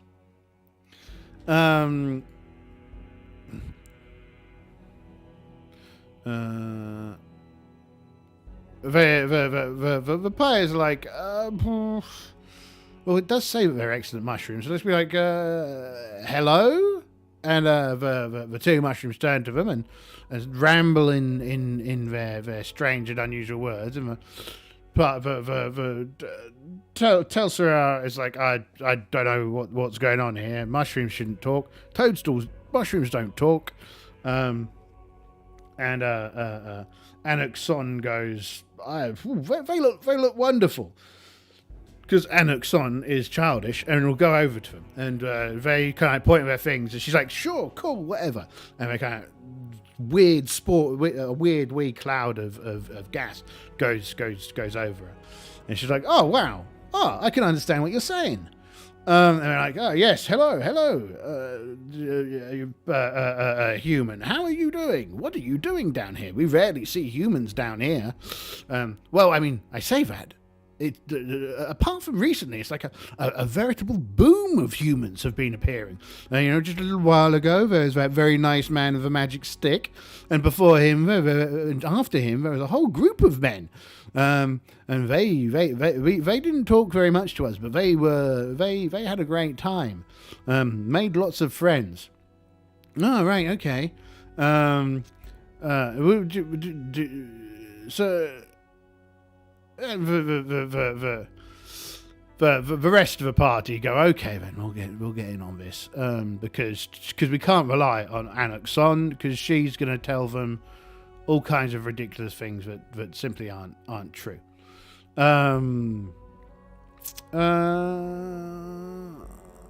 So would you like to take part in our glorious experiment? We're from Fungoid Science Command, you see, headquartered in a magnificent facility down the Black Ooze River. Currently, we're working on the effects of spore exposure on humans. Would you like to take part in our experimentation? Previous people weren't so keen. Oh, yes, of course, says Anuxon.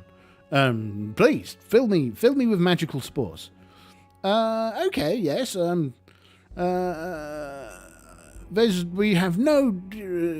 The others are like, that sounds awfully dangerous, and they're like, no. There's been no recorded effects of extremely dangerous nature, none at all. Never happened. Everything's fine. Everyone who's been part of the experiment has been fine. Right. We can give you these anti-personnel puffball fungi.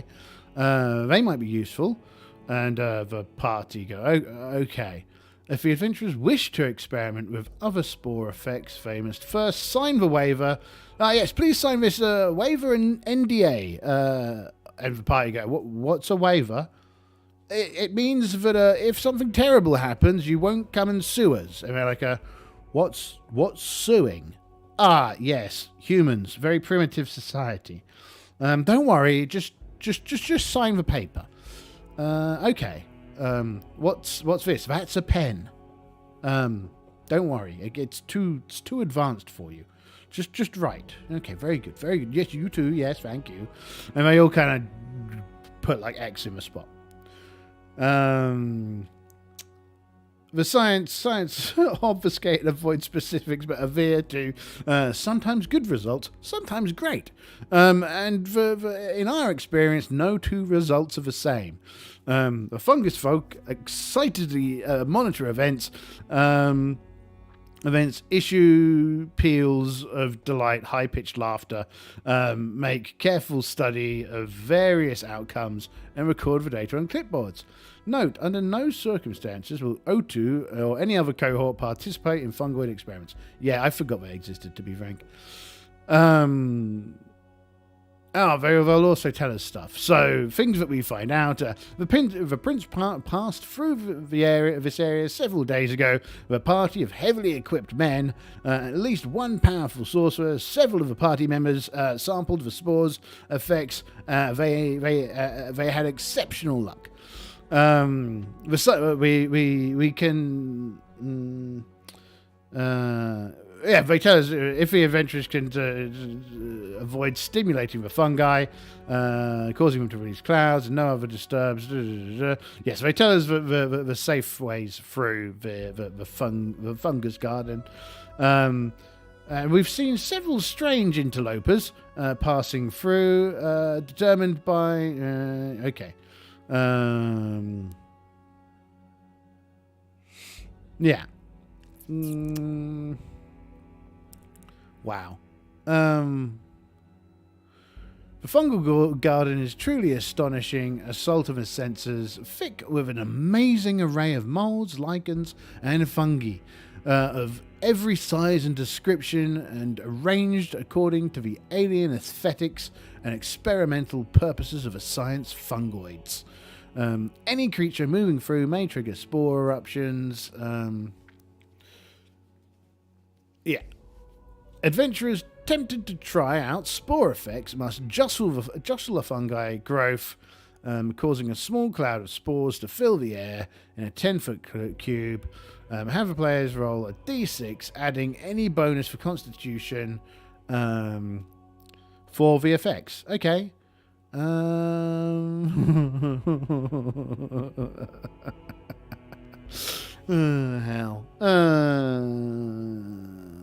First one. Well, of course, Anuk Son is going to go because she's a very clever girl. What does she get? 3. That's a 4. Her eyes turn red.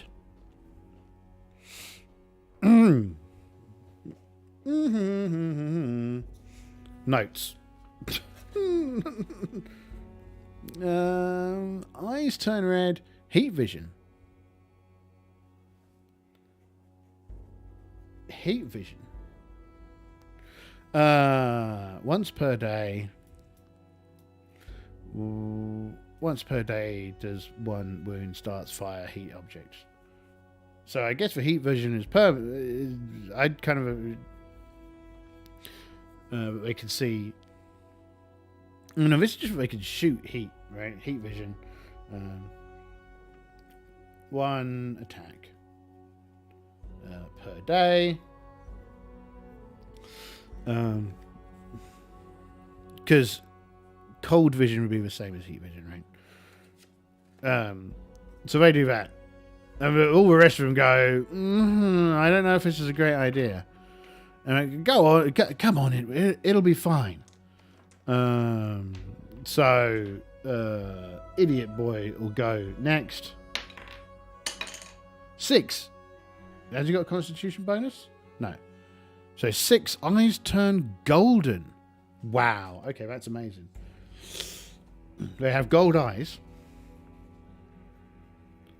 Golden eyes. This means we can detect magic. Detect magic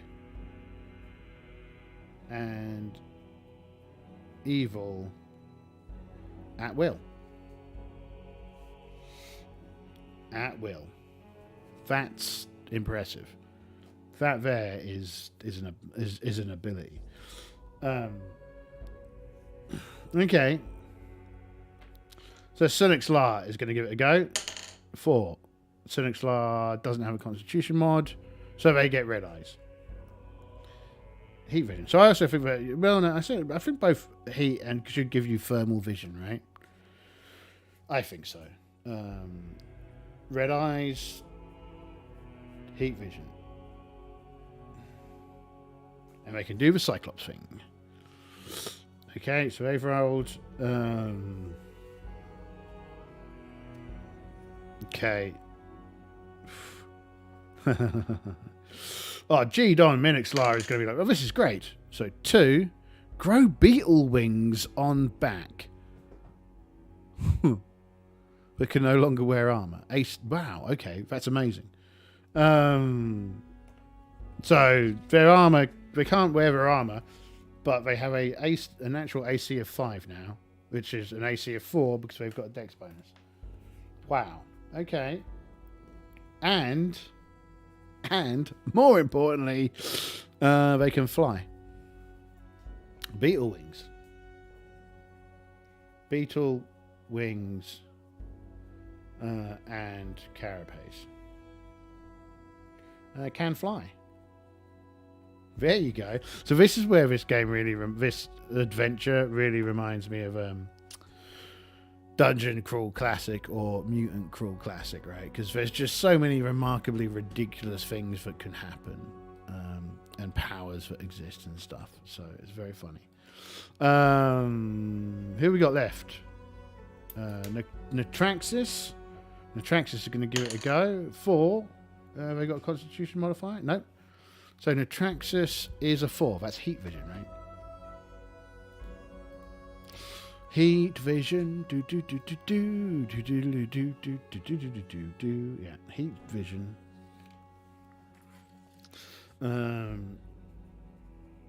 Heat vision. Red eyes. Heat vision.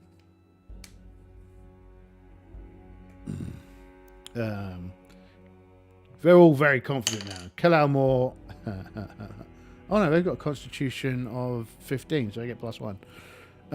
So they get wings and carapace. This is a nuisance for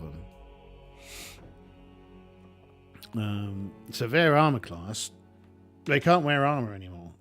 So their armor class has jumped up to 5. So the opposite of the other person. I reckon that we can at some point probably go and find armor, but this is going to be a problem for them right now. But they can fly. So 5. They lose their armor. But they've got a shield, so they can still use the shield. So that's 4 armor class. And so we lose the plate, but they can also fly. And they've got a massive magical axe. That sounds pretty cool. That sounds wicked. This party is just daft now. And last but not least, Sukanim. Sukanim bursts into flames. And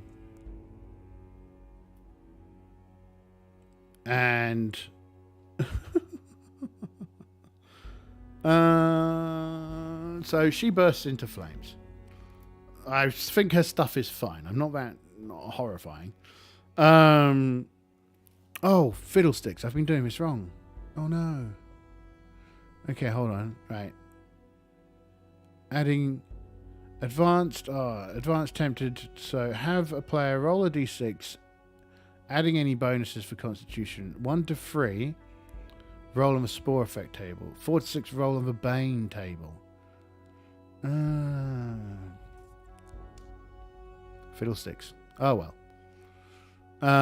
Each growth will only produce a single puff of spores, and no fungi will have the same effect. Oh, okay. I've been doing this all wrong.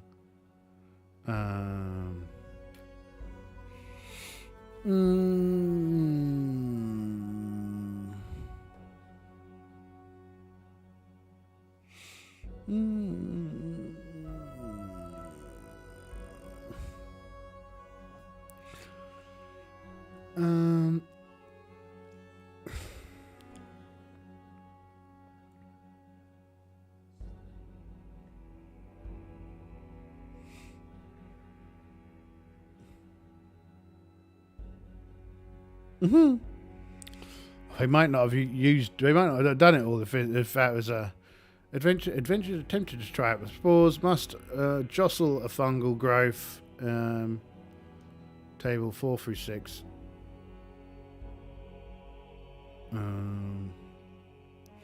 Adding any bonus for Constitution. And 1 to 3, spore affects boon. 4 to 6, spore affects bane. Oh well. She rolled a 1 though, so that actually means that she didn't burst into flames. 5. Oh, her eyes turn white. She's got cold vision. And bursting into flames was cooler.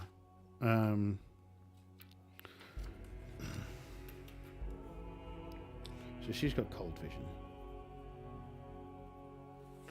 Now, really, I should go back and re-roll for these, but it's too late now. This is what happens when you don't read the rules properly. But that's fine. They're all going to die anyway.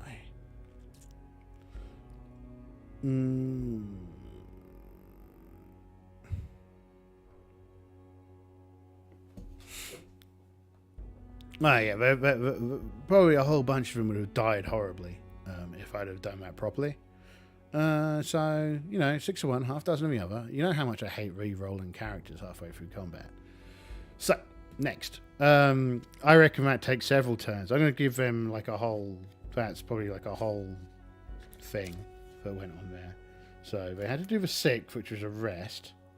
I don't think anything's going to come and bother us whilst we're in here. So we'll probably spend a whole other hour in here. Takes us down to... We've used 3 hours. We've been down here in the depths. But that's fine. Yeah,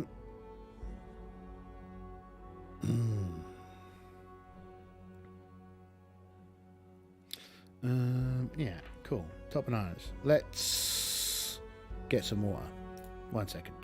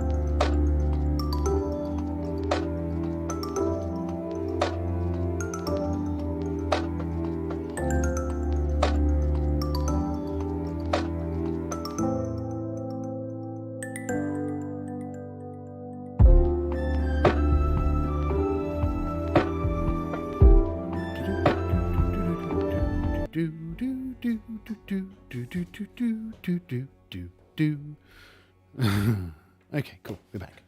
We're back. We're back and we're ready to rock. We're back and we're ready to rock.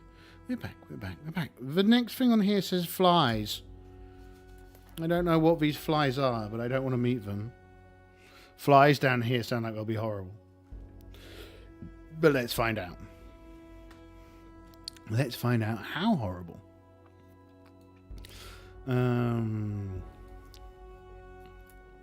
So we leave the mushroom people after with the six anti-personnel spores. I'll probably divide those between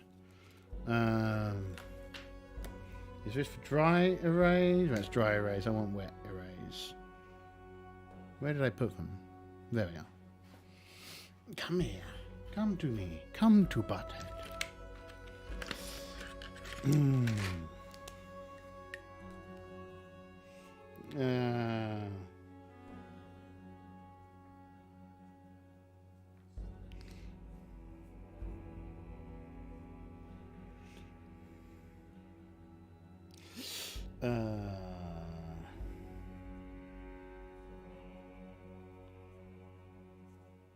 Anti-personnel spores.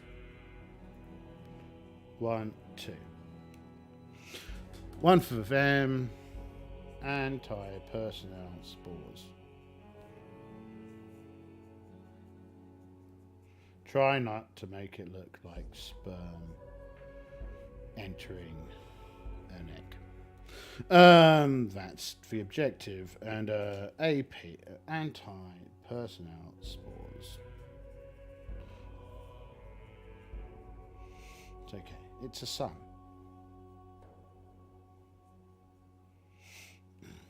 1, 2. Cool.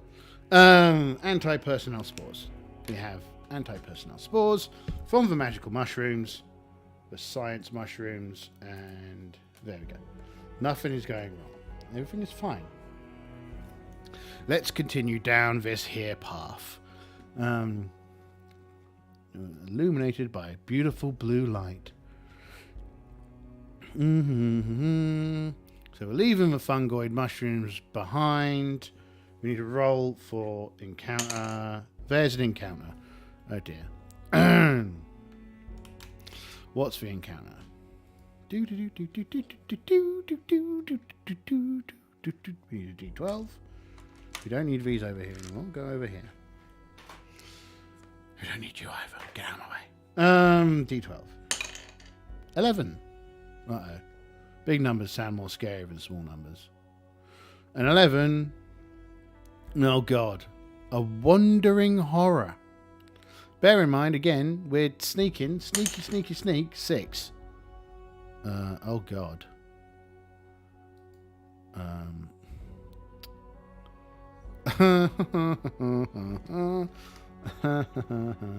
don't know what these are. So there are 2 huge things traveling down 18-foot tall creatures. Their very proximity is a danger, with radiating body heat inflicting 1d6 damage on the lungs of any creature with exposed skin or anything within 10 foot of the creature. So we're definitely not 10. We're definitely as far away from these things as we possibly can get. Anyway, they can be heard approaching, and with a unless we're occupied in a very noisy battle. Because of their thunderous footfall and buoyant conversation regarding the social affairs at the molten centre of the world. Sample dialogue. I, for one, wish the worm brothers would just go ahead and devour one another and get it over with. I find their jockeying for position and status distasteful in the extreme. Did you see the last graven image? Appalling. Of course I concur, and would only add that once they've fulfilled their fratricide, it would give me great pleasure to watch the victor consumed by Mother Chaos's fire. Makes a sizzling sound. Psh. Indeed, yes. It'll be glorious, say, brother. Have you noticed the proliferation of tiny, insignificant life forms around these parts? Gives me the creeps. Nauseating. Just the thought of one of them crawling around on those tiny legs fills me with nameless dread.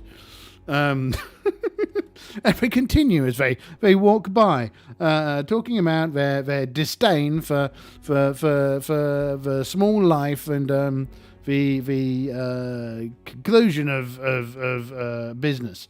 And then let's give you a wee picture of the wee dudes. And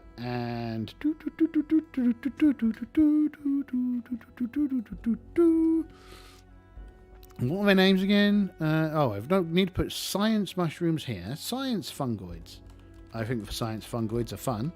Science fungoids. And then we need to talk about... Yeah, this is...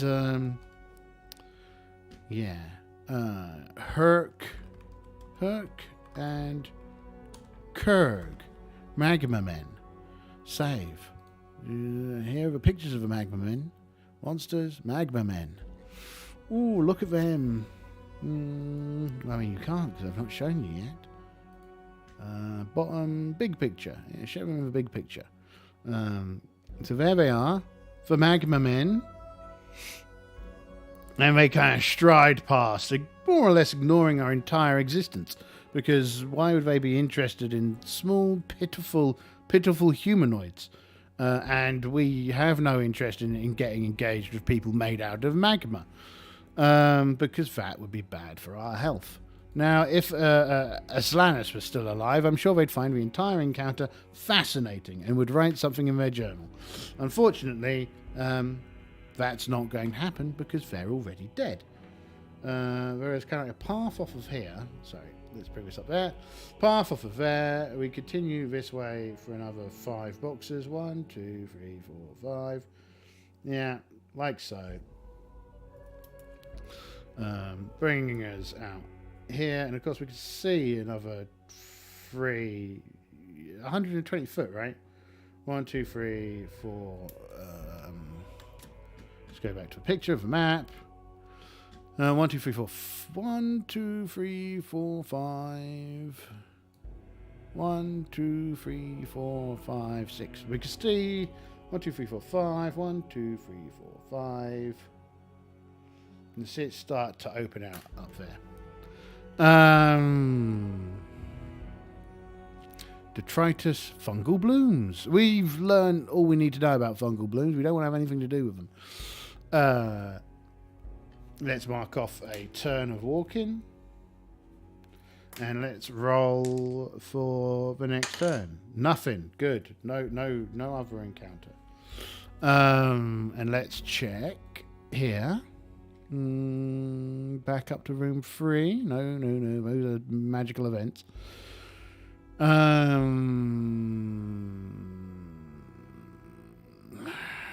Worm tunnel 3.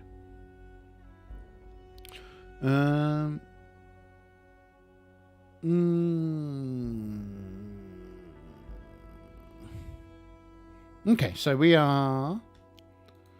reach this area where it starts to open out, and we see it going kind of like over here. This is quite big. Over here, and then over here.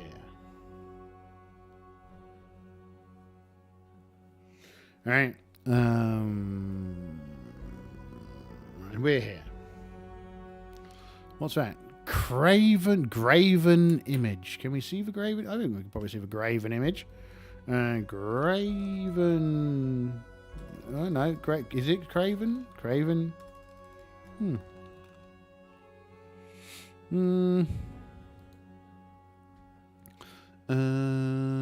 Next.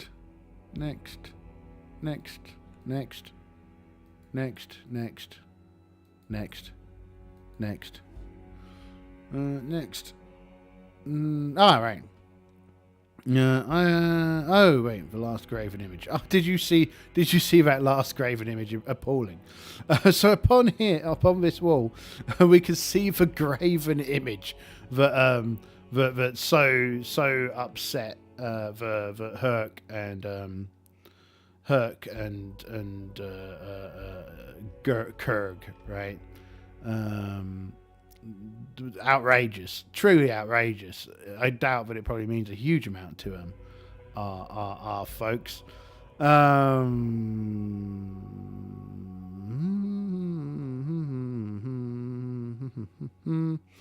Hell's Back Road. Right. Random encounters. We're good. We need to be back where? Where are we going back to? Here. Fungal blooms. Beautiful fungal blooms, columns. Okay, these connect floors, bottomless pits, beetle ghosts, ancient shelters. Fungal blooms. A source of colour in an otherwise monochrome underworld. Often luminous panoply of growths, purple bamboo-like stalks extend towards the ceiling.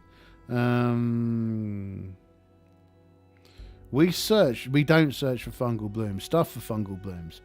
No one searches fungal blooms. That's a horrifying idea. Graven image. Oh, there we go. The cult of Shagafkar maintains these impressive pieces of statuary. Here we go. This is what it looks like. We've got a picture. Oh, the irony is, I'm going to end up getting the physical book after we finish running this, and it's going to be quite funny. But I definitely think we're going to come back down here. Well, yeah.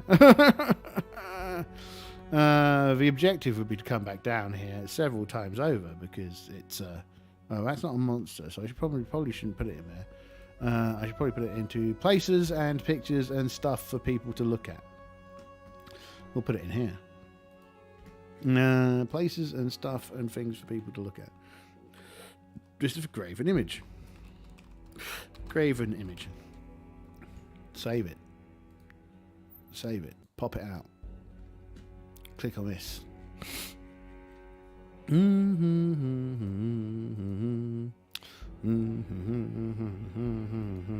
There we go. Browser? Yes. So that's for the graven image. A nice picture of this guy. Nice, happy looking duderino there. So there you go.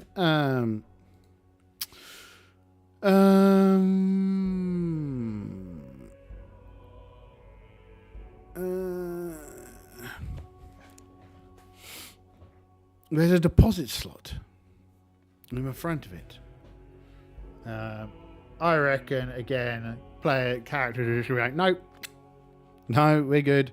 We just saw a weird antler group of people laser beam our colleague with laser beams, which is not something that we tend to see nor enjoy. So we will continue unabated around this here corner and not deal with that sugar. So the next piece of walking, we encounter something. What do we encounter? Let's see. D12, D12, D12, D12. Here we go.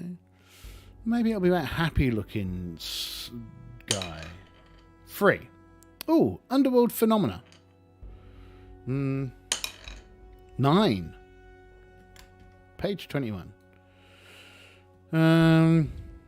As we're going along, the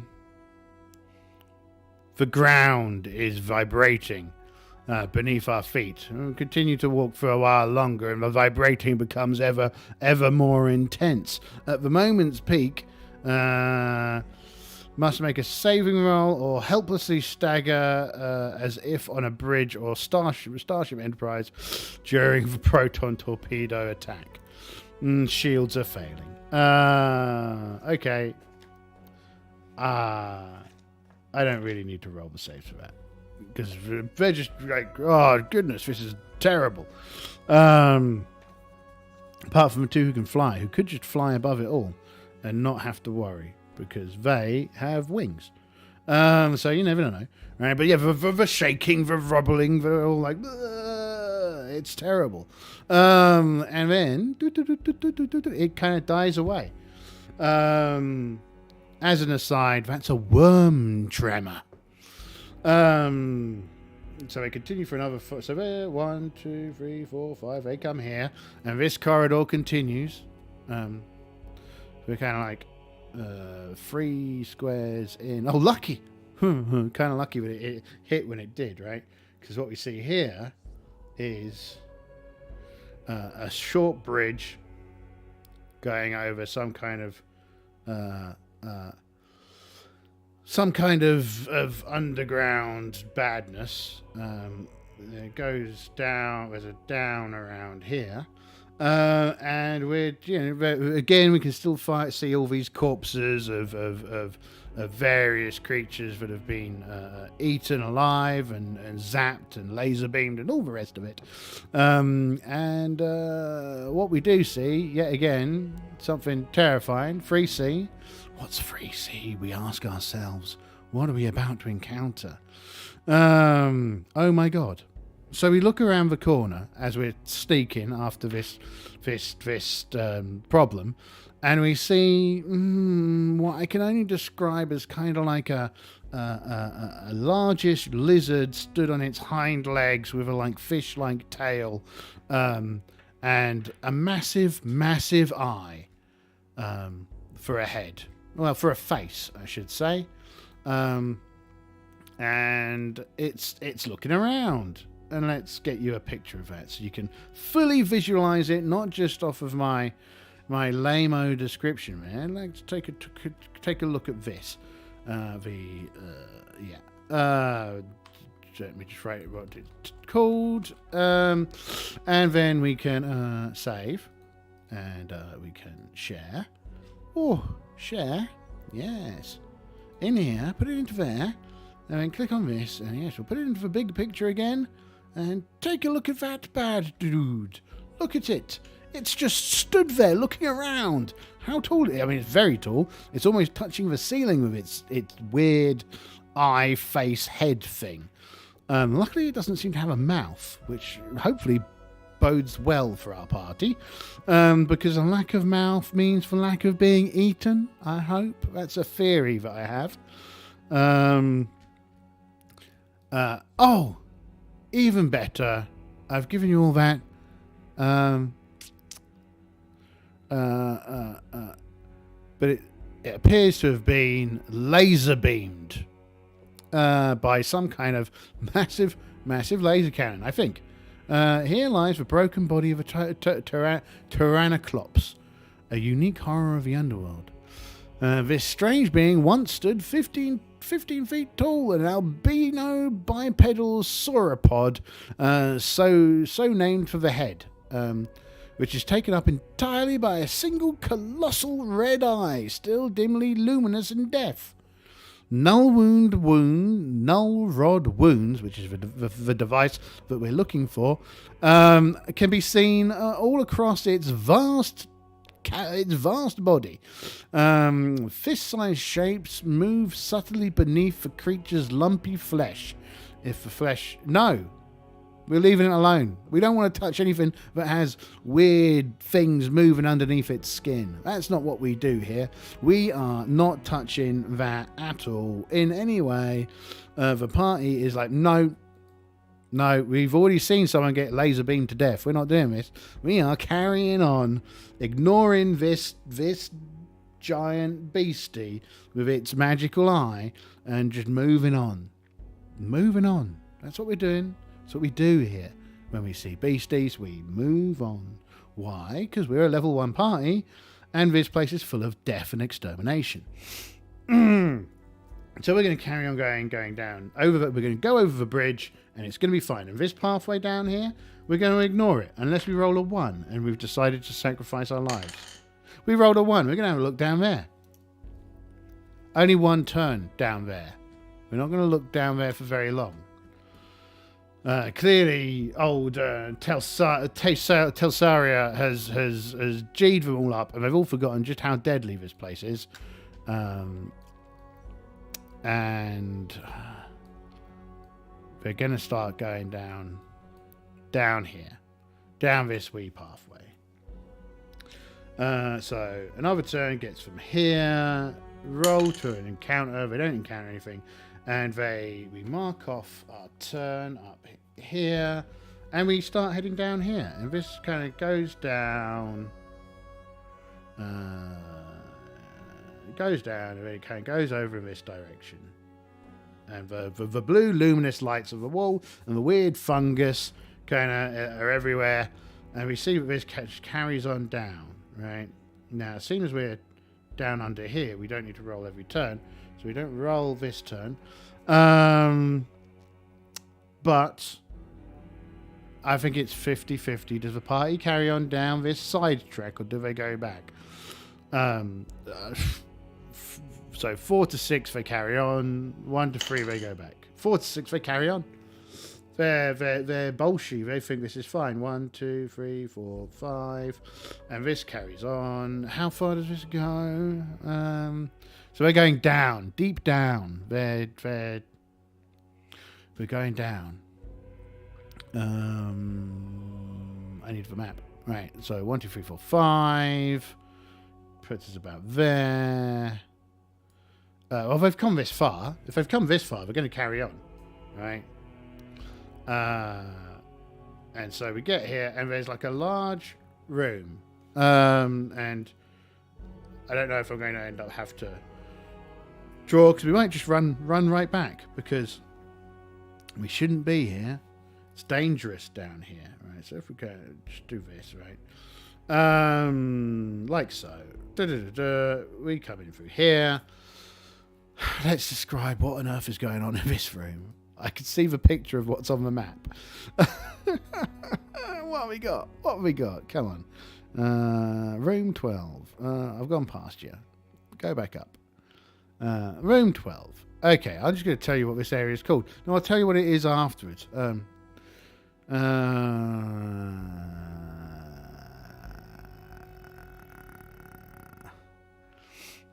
Right. There's a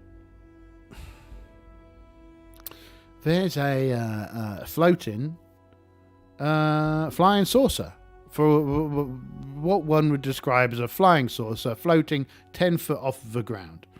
It's got like a wee signal dish on the top of it. It's got a wee signal dish on the bottom of it. It's floating there.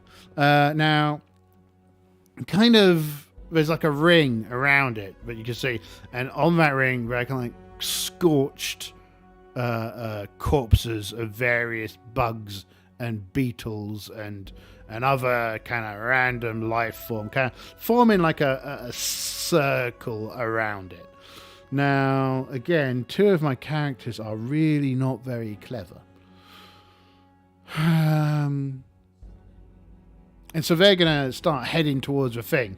And the more clever character, so Anuk's son is already halfway there before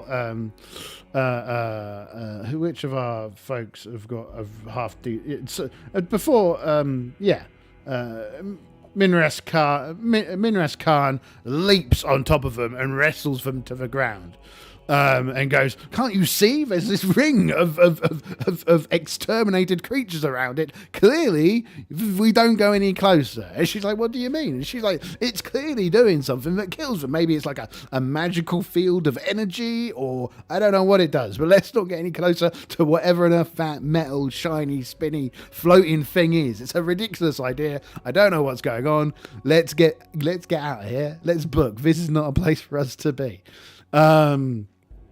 And she's like, well, but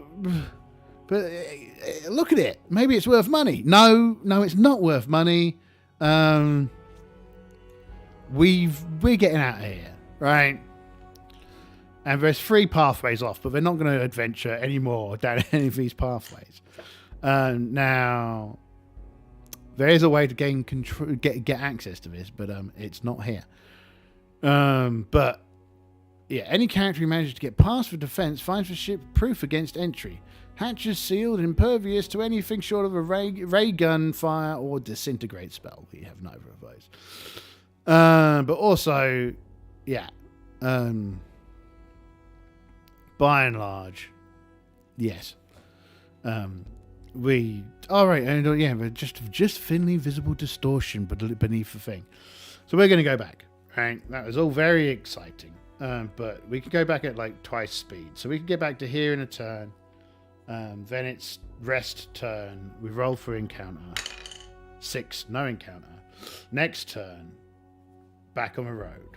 Right, we're on the road again. I don't know how the rest of that song goes. Okay. Where are we? We are...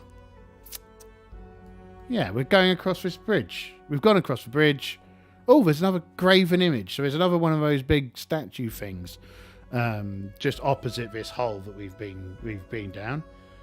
Graven image, and we can see over here. There's like a big area that goes off there, and then there's like a little area that goes off of here. A little area that comes back on is over here.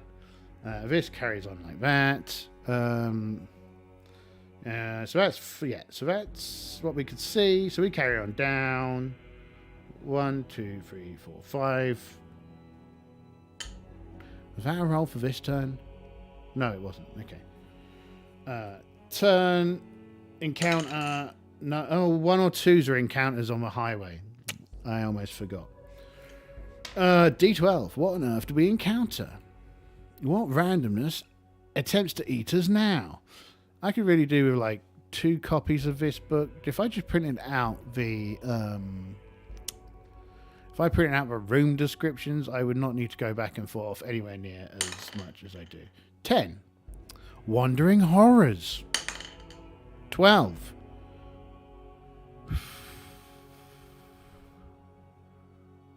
Fantrix the Ineffable. Oh, let's just read this bad boy out, right?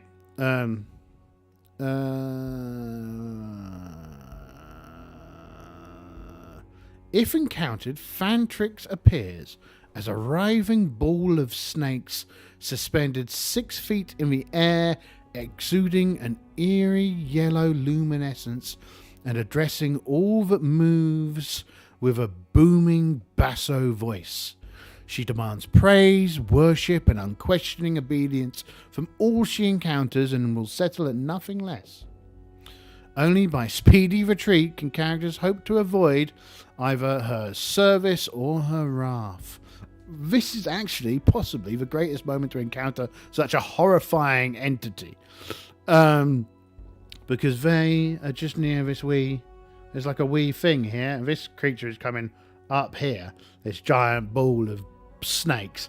And as noted, so far, they hide from everything they encounter. And they are definitely hiding from this giant floating ball of snakes, which is rambling as it goes by. Fantrix has no knowledge of Underworld, but will shrink instinctively from a relic if it's brandished. Right, so we're just going to hide in here until it goes away. It is possible that clever PCs will find a ruse. They're not getting involved. I reckon on a 6, it'll detect them kind of hiding around their little thing, and it'll go around and start harassing them. 5, almost, but no cigar. So they hide. And it kind of continues around, rambling to itself and demanding the smallest pill bug provide it service and thingy. Copy. Let's just show you this because, I know you want to see it. I want to show it to you. You want to see it. No, not that. Terrible people. What on earth was it called? It's Fantrax the Ineffable. This game, this adventure. Fantrix the Ineffable. And let's save that. And let's share it.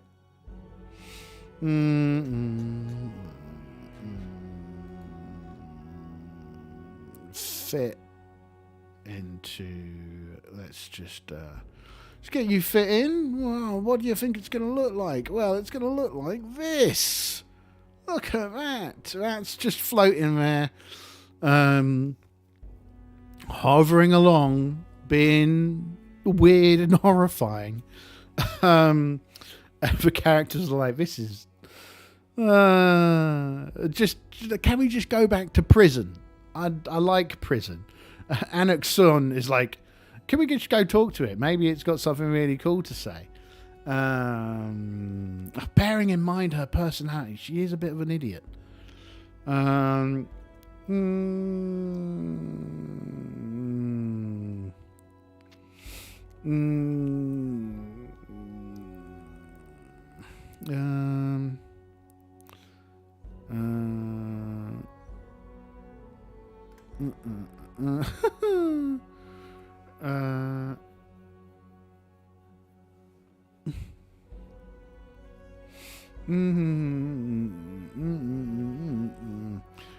Actually, this is quite funny. So yeah, she does. She whilst all the others are hiding, she wanders up to her and goes, "Hey!" And it's like, tiny scuttling beetle human, tiny scuttling creature. I am all that I comprehend. Whatever enters my perception is a part of my realm. And Anek's son is sure. Okay. Your lives are inert matter meant only to extend my will. I agree. Yeah, that sounds about right. Even the movement of your blood will be an expression of my will. Cool. Blood will. I like it.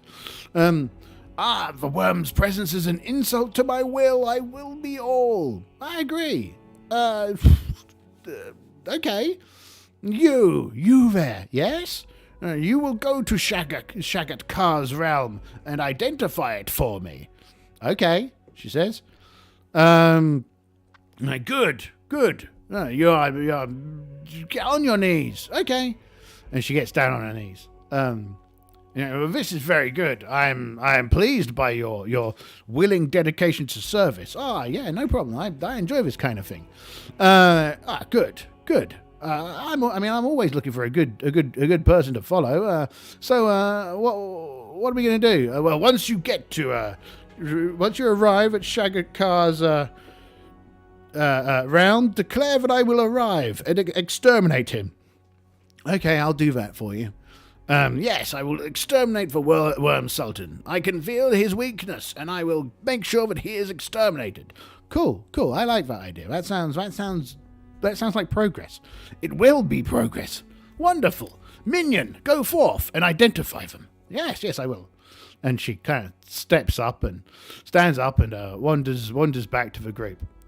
Wanders back around the corner to where the group are. Apparently it wants us to go find the Sultan and tell it that she's gonna turn up and exterminate it. What? Go everyone? And she's like, yeah, that's what it wants. She wants us to go tell it. Well, very good. It starts attempting to demand praise from a small pillbug, and when the pillbug fails to praise it, it fires an energy beam at it, and the pillbug explodes. And everyone kind of winces as it continues down the pathway, zapping things and demanding subservience. So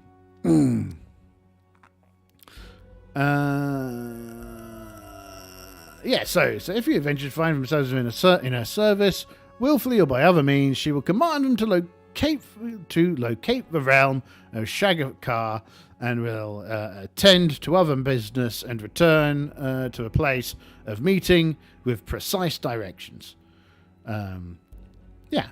Should the adventurers accomplish this?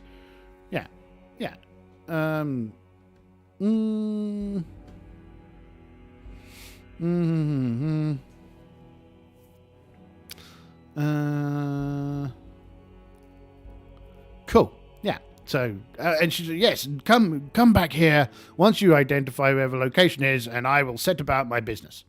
Yes, of course. And that was an event, and very, very cool. We've just met the giant ball of snakes. Awesome.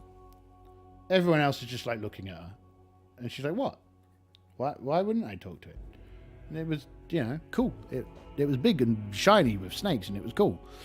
And they just stare. Even Idiot Boy stares, dumbfounded by her clear, sheer lack of common sense and immense, almost unmeasurable insanity.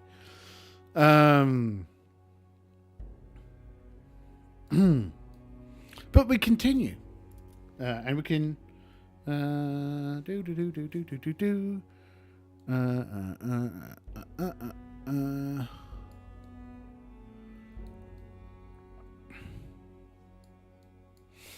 So we continue over this way, and this opens up into like a massive area. With like a massive statue.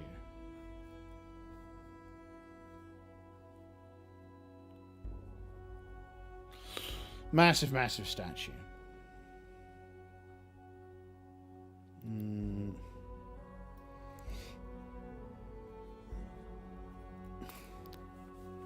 Right. We were here, and we're like here now. And we're in 15. 15! Ooh, what's in 15? Other than my new friend. 15! Oh. Okay.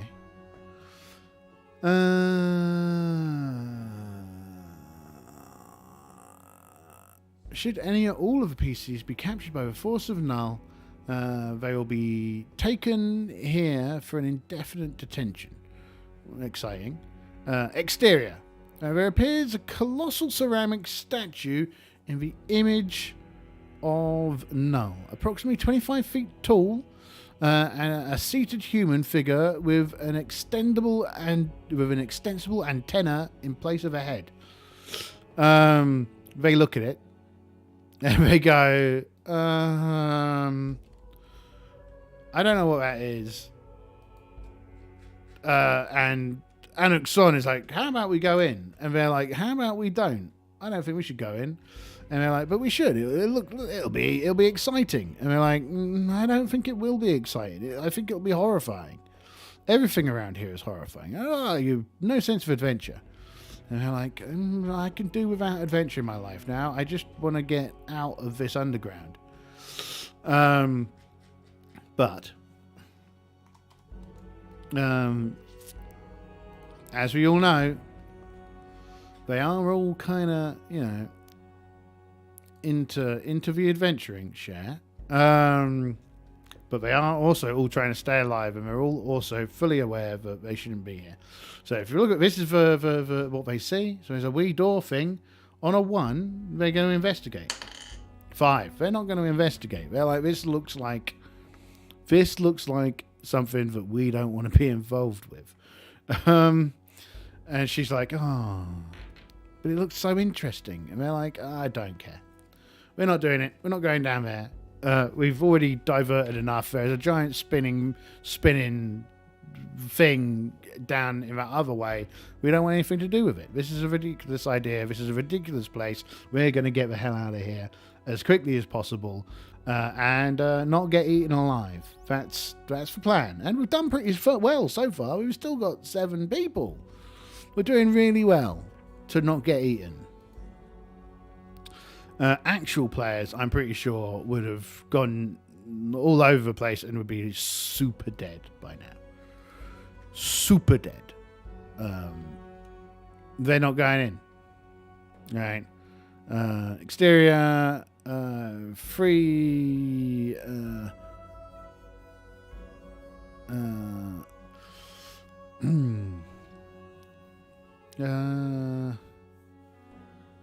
Each wears a belt. 2 decapitant and 1 acolyte guard the entrance, clad in half plate.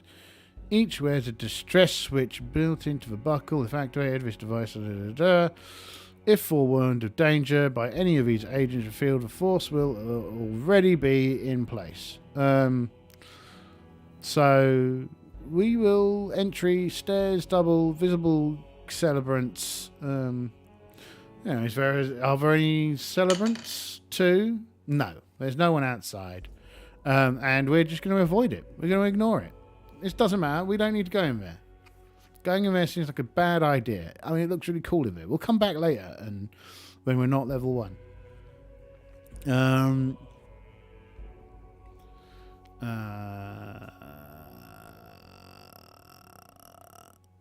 Okay.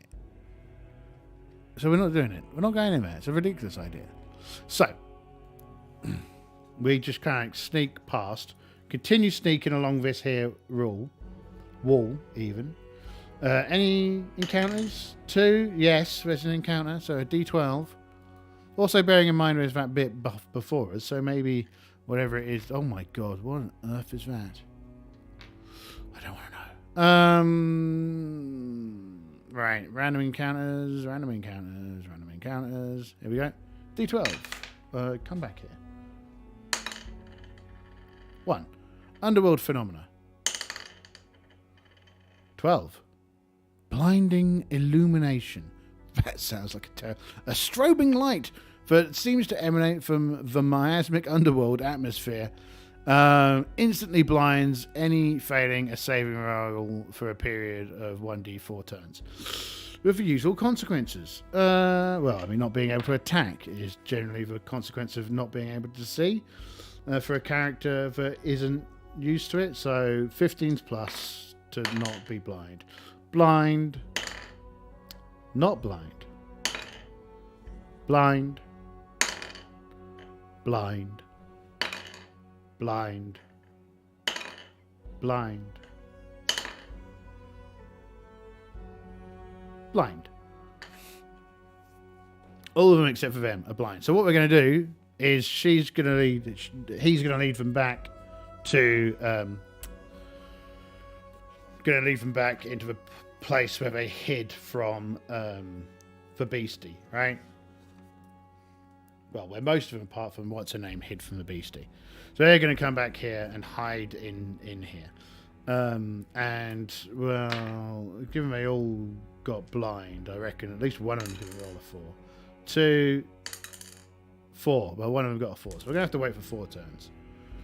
But I'm going to say, because they're hidden around this here corner, things are going to be going back and forth along this highway, but they're just hiding here with Natraxis looking out. So, and I think the 4 was on Anok's son, which is probably a bonus because she's going to get the party killed. So, first turn of them hiding behind the corner, eating, chilling, relaxing, maxing, nothing happens. Next turn, nothing happens. Next turn, nothing happens. Last turn of blindness, something happens. What happens? It's another event. 9. Worm tremor. So, once again, the place starts to shake, but we're all sat down at the moment, so it's not much of a problem to them. The place shakes. And they're like, okay, that was wild, but we're all still alive. Yes, everyone's still alive. And we're like, yep, all still alive. Wonderful. How about we try not to get blinded again, everyone?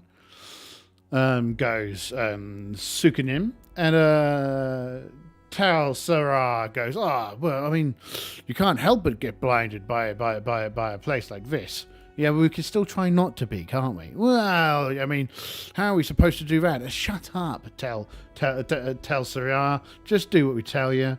Watch out for it and close your eyes next time it happens. That was Sukanim. And Sanixlar is like, yes, you should pay more attention. And you got blinded as well. This is true.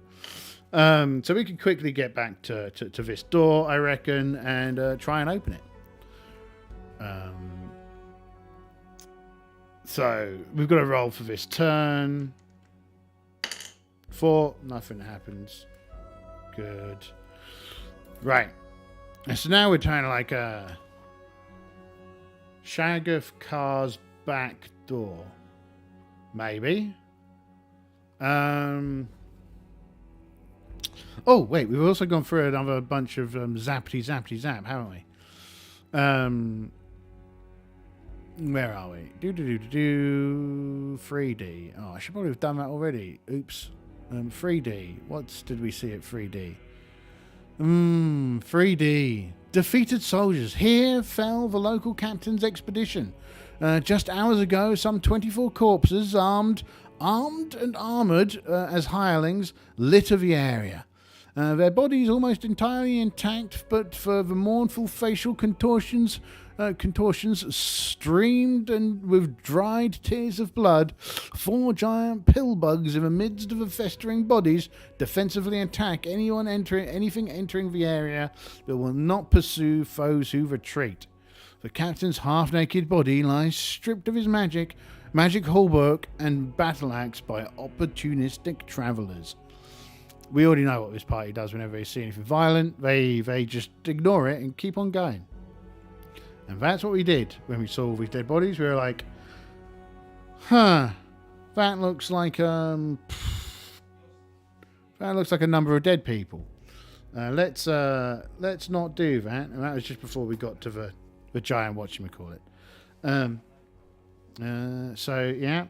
And we're going to continue through this here door. That's what we're going to do. We're going to go through this door and everything's going to be fine. Can we see my finger? No, we can't. This door here. There, that's what we're doing. We're going through there. It's my housemate rambling outside of the room again.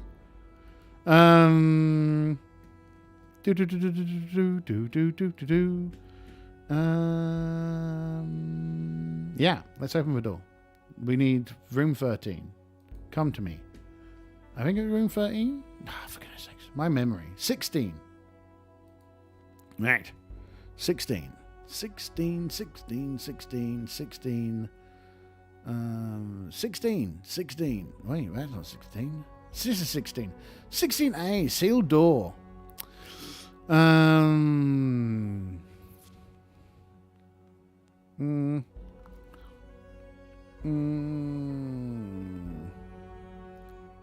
There's a small band of grey dwarves here, labouring furiously.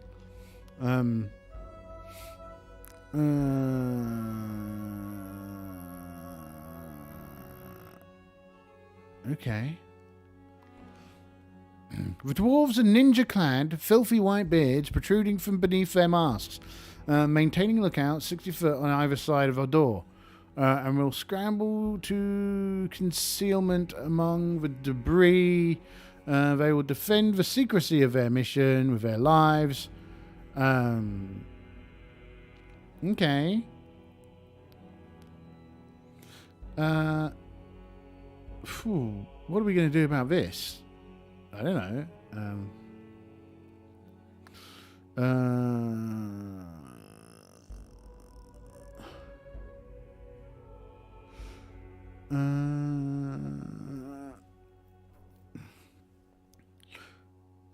And we'll momentarily send one of their number in.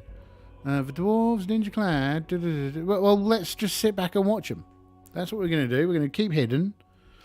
We're going to keep hidden, watching them be hidden. And they crawl in through a hole. They've made a wee hole in the wall. There's a hole. And they crawl through it. One of them crawls through it. And we sit there watching. Because, I mean, why do something when you can get someone else to do it for you? And we're all sat there quietly. I reckon that's been a turn. So let's roll for an encounter. Okay. So we're kind of like hiding here in some stuff. Right? And they're here. Breaking through this door. And something's happening. What's happening? 10. Probably a horror. 68 is where we are. 10. What's going on? Not the DM's map. 10. 10 is a wandering horror. 10. Page 39. Oh, I don't want to meet these. Oh no, that's not that bad.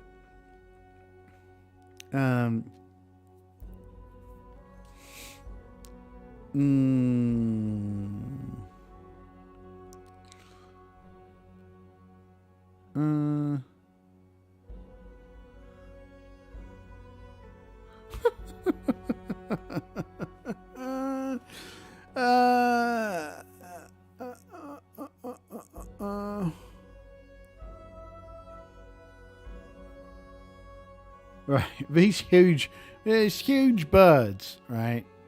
They're like 5, preferably, they're giant black cave swallows with feathers like plate armor swoop in, issuing stunning wing buffets, and attempt to pin down the adventurers with prematurely mighty feet. Well, I think most of the adventures are kind of hidden, so I reckon they're doing this to the dwarves. And the dwarves are none too best pleased about this, as the dwarves and the swallows tangle with one another as the swallows being bigger than these weird dwarves.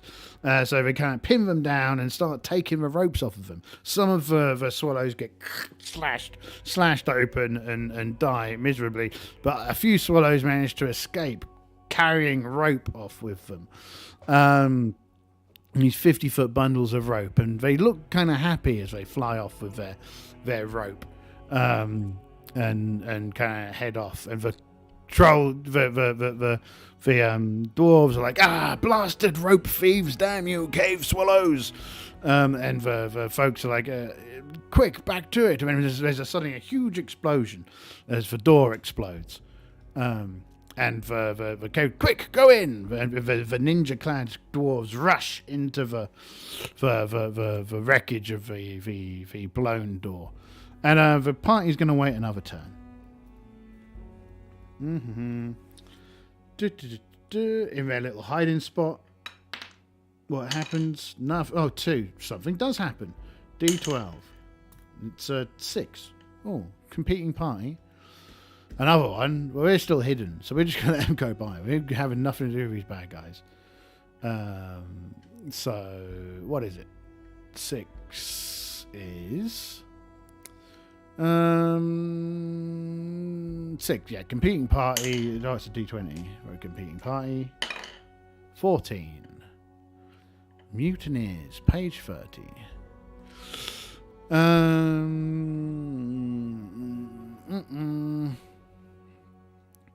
So a group of people wander down the thing. They have a blood-spattered conical... the lead seems to have a blood-splattered conical wizard's hat. Otherwise, the rest of the crew are they're kind of carrying torches. They've got raggedy gear on. They skulk along,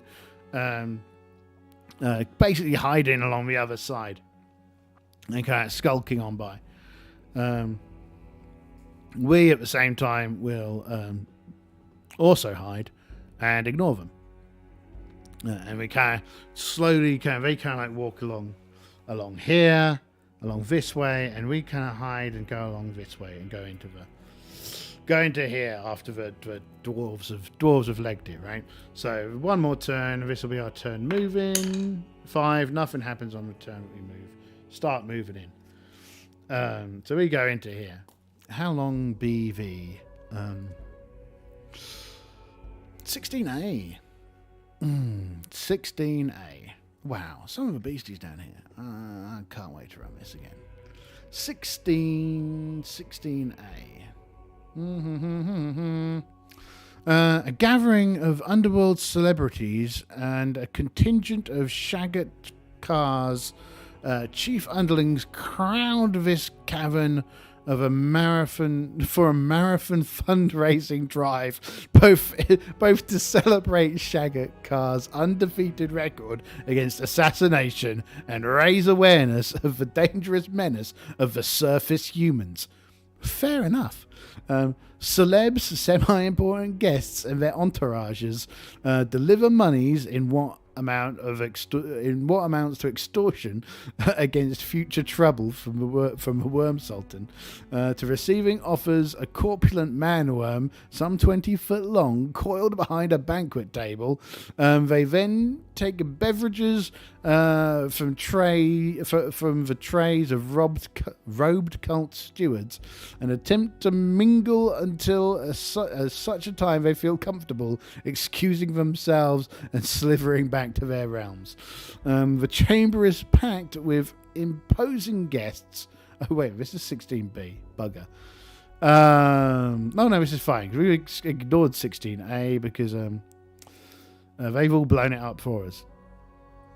The dwarves are all kind of dead. The dwarves are trying to have a fight.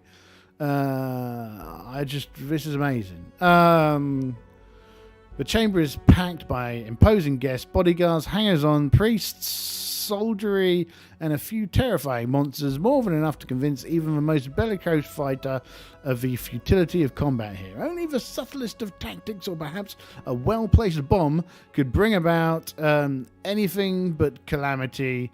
In light of this, game stats are provided only for NPCs monsters who might conceivably pursue the PCs beyond this chamber or in some way aid them. Right.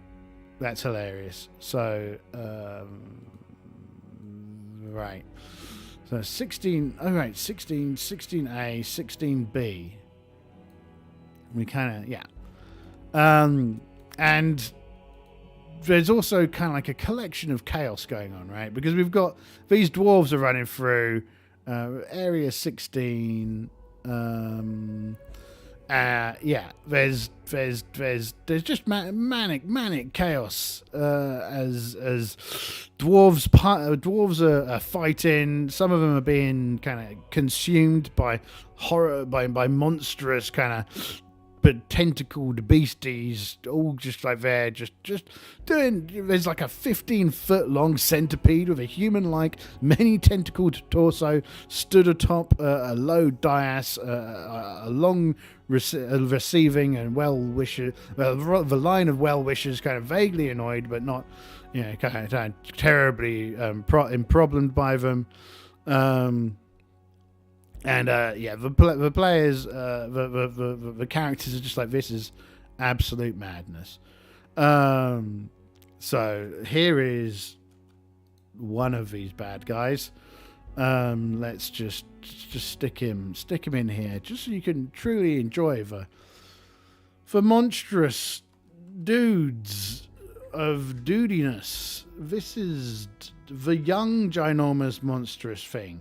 In here, which is, it's like, okay, come on, let's get to him, let's share him. Oh, fit into the big window.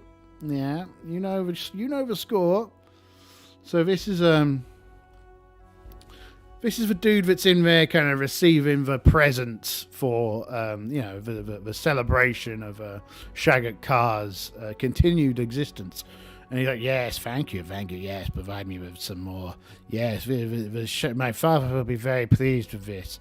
Yes, of course. Yes, a very interesting, great Archduke of the 7th Underrealm of Drefnor. Yes, very, very nice. Yes, I'll have to come by and visit your family again soon. Yes. Yes, thank you, bye-bye. Yes. Oh, yes, and there's just gold and gems and just everything, everywhere. And the group are, of course, I mean, to be frank, they're pretty horrifying already, given their encounter with fungus. But, so, what happens next? Well, what have we got? We've got those weird puffball things, right? There's a fight going on between dwarves and dudes, and we've got... what page were we? 90-something? 90-something. I think we were 90-something, weren't we? Hells, worms, breath, spells. Oh.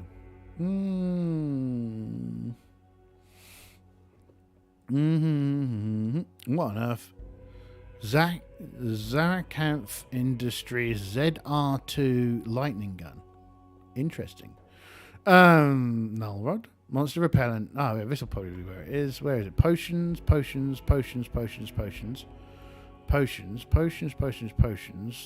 Puffball, fungi, anti-personnel. These roughly fist-sized fungal spheroids burst when struck by sufficient force and project spores. Humans and human-like creatures exposed will have bad times. Most of these are not human-like creatures. So... we're just gonna... that's a person whose head's popped off. We're just gonna go. Right, we're going to try and sneak past these people. They're all very busy, so I reckon as long as we don't roll a 5 or a 1 or a 2, we're good. That's a 6. We're definitely good. Lucky I changed my mind there, because I was about to say on a 5 or 6 they'll see us. But no, right? There's oozing and smoozing as we head into. So we've got this big old chamber, which is full of dead dwarves, and then there's this big old chamber, which is kind of vaguely empty for the most part, and then there's this big old chamber, which is where the reception is going on. I think that's right. We kind of missed a room. 16B. Yeah.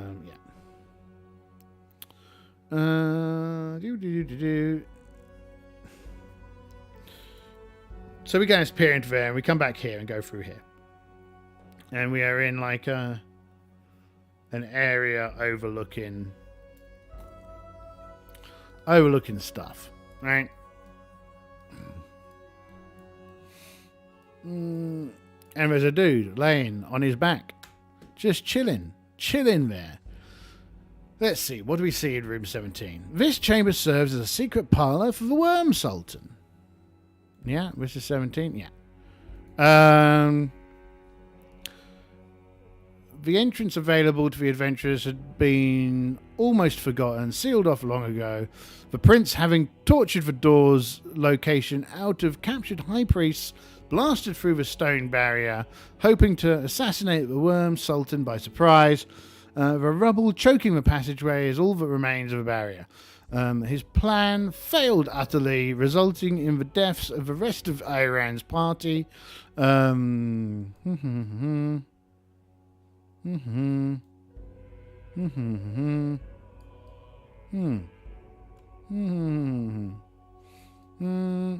okay. I'm trying to figure out. Oh, wait, we could have got through there. That would have been safe. That would have been way safer.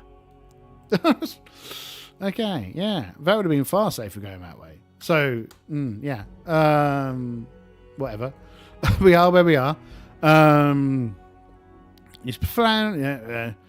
However, Underworld, the prince's crew got significant licks in before succumbing one by one. However, even now, the Worm Sultan continues to enjoy a recuperative coma, attended by faithful servitors. Shaggoth Kar lies in the sand that composes the floor of the cave. Half of his 50-foot length submerged in the lake. The visible portion of the godling looks like a bloated caterpillar, semi-translucent skin covered with long spiky protuberances, barely containing the visibly churning guts within. The bulbous head adorned with a vaguely human face, equally regal and repellent in peaceful repose.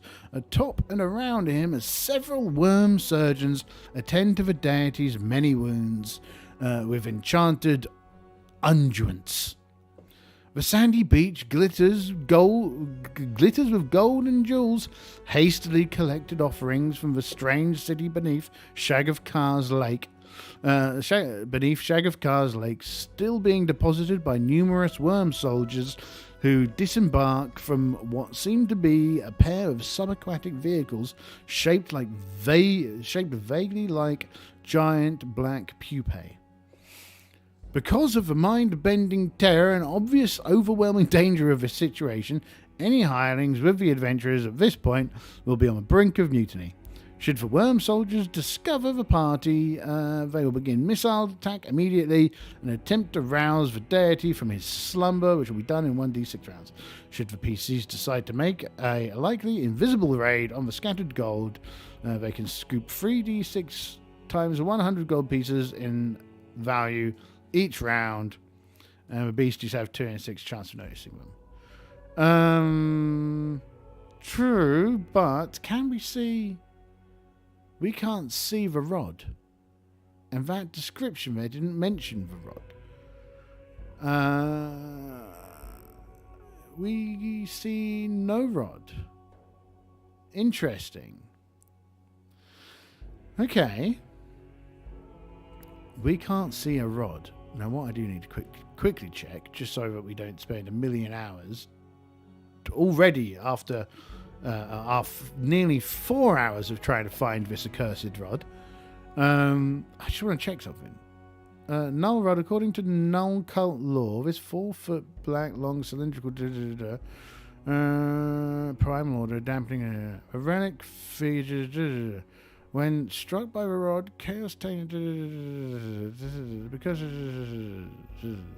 hold on, let me check something.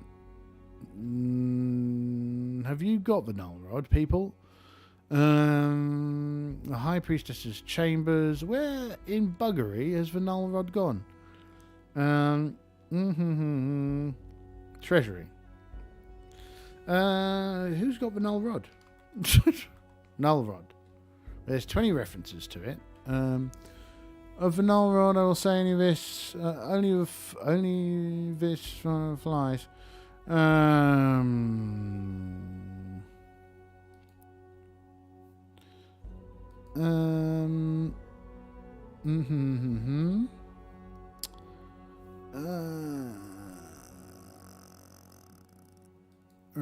Right. Oh, hold on. Okay.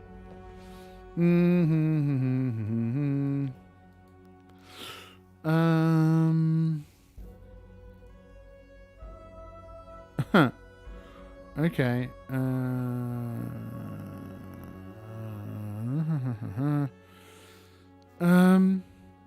This is we've managed to locate. Oh wait. Well, regardless, what also happens now is 22 Chaos Hive.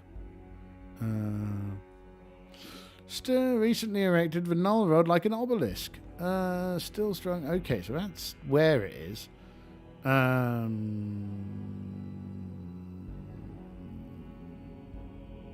20.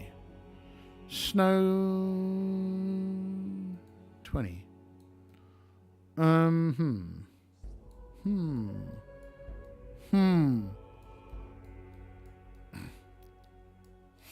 Okay, well the issue is, as we've now noticed, the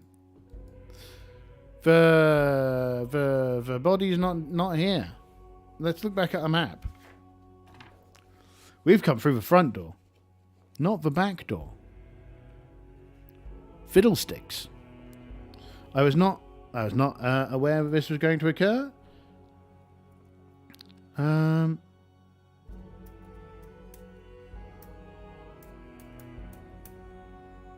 Interesting. How do we think? Well, the priest died. There's always dead bodies from the prince over here, right?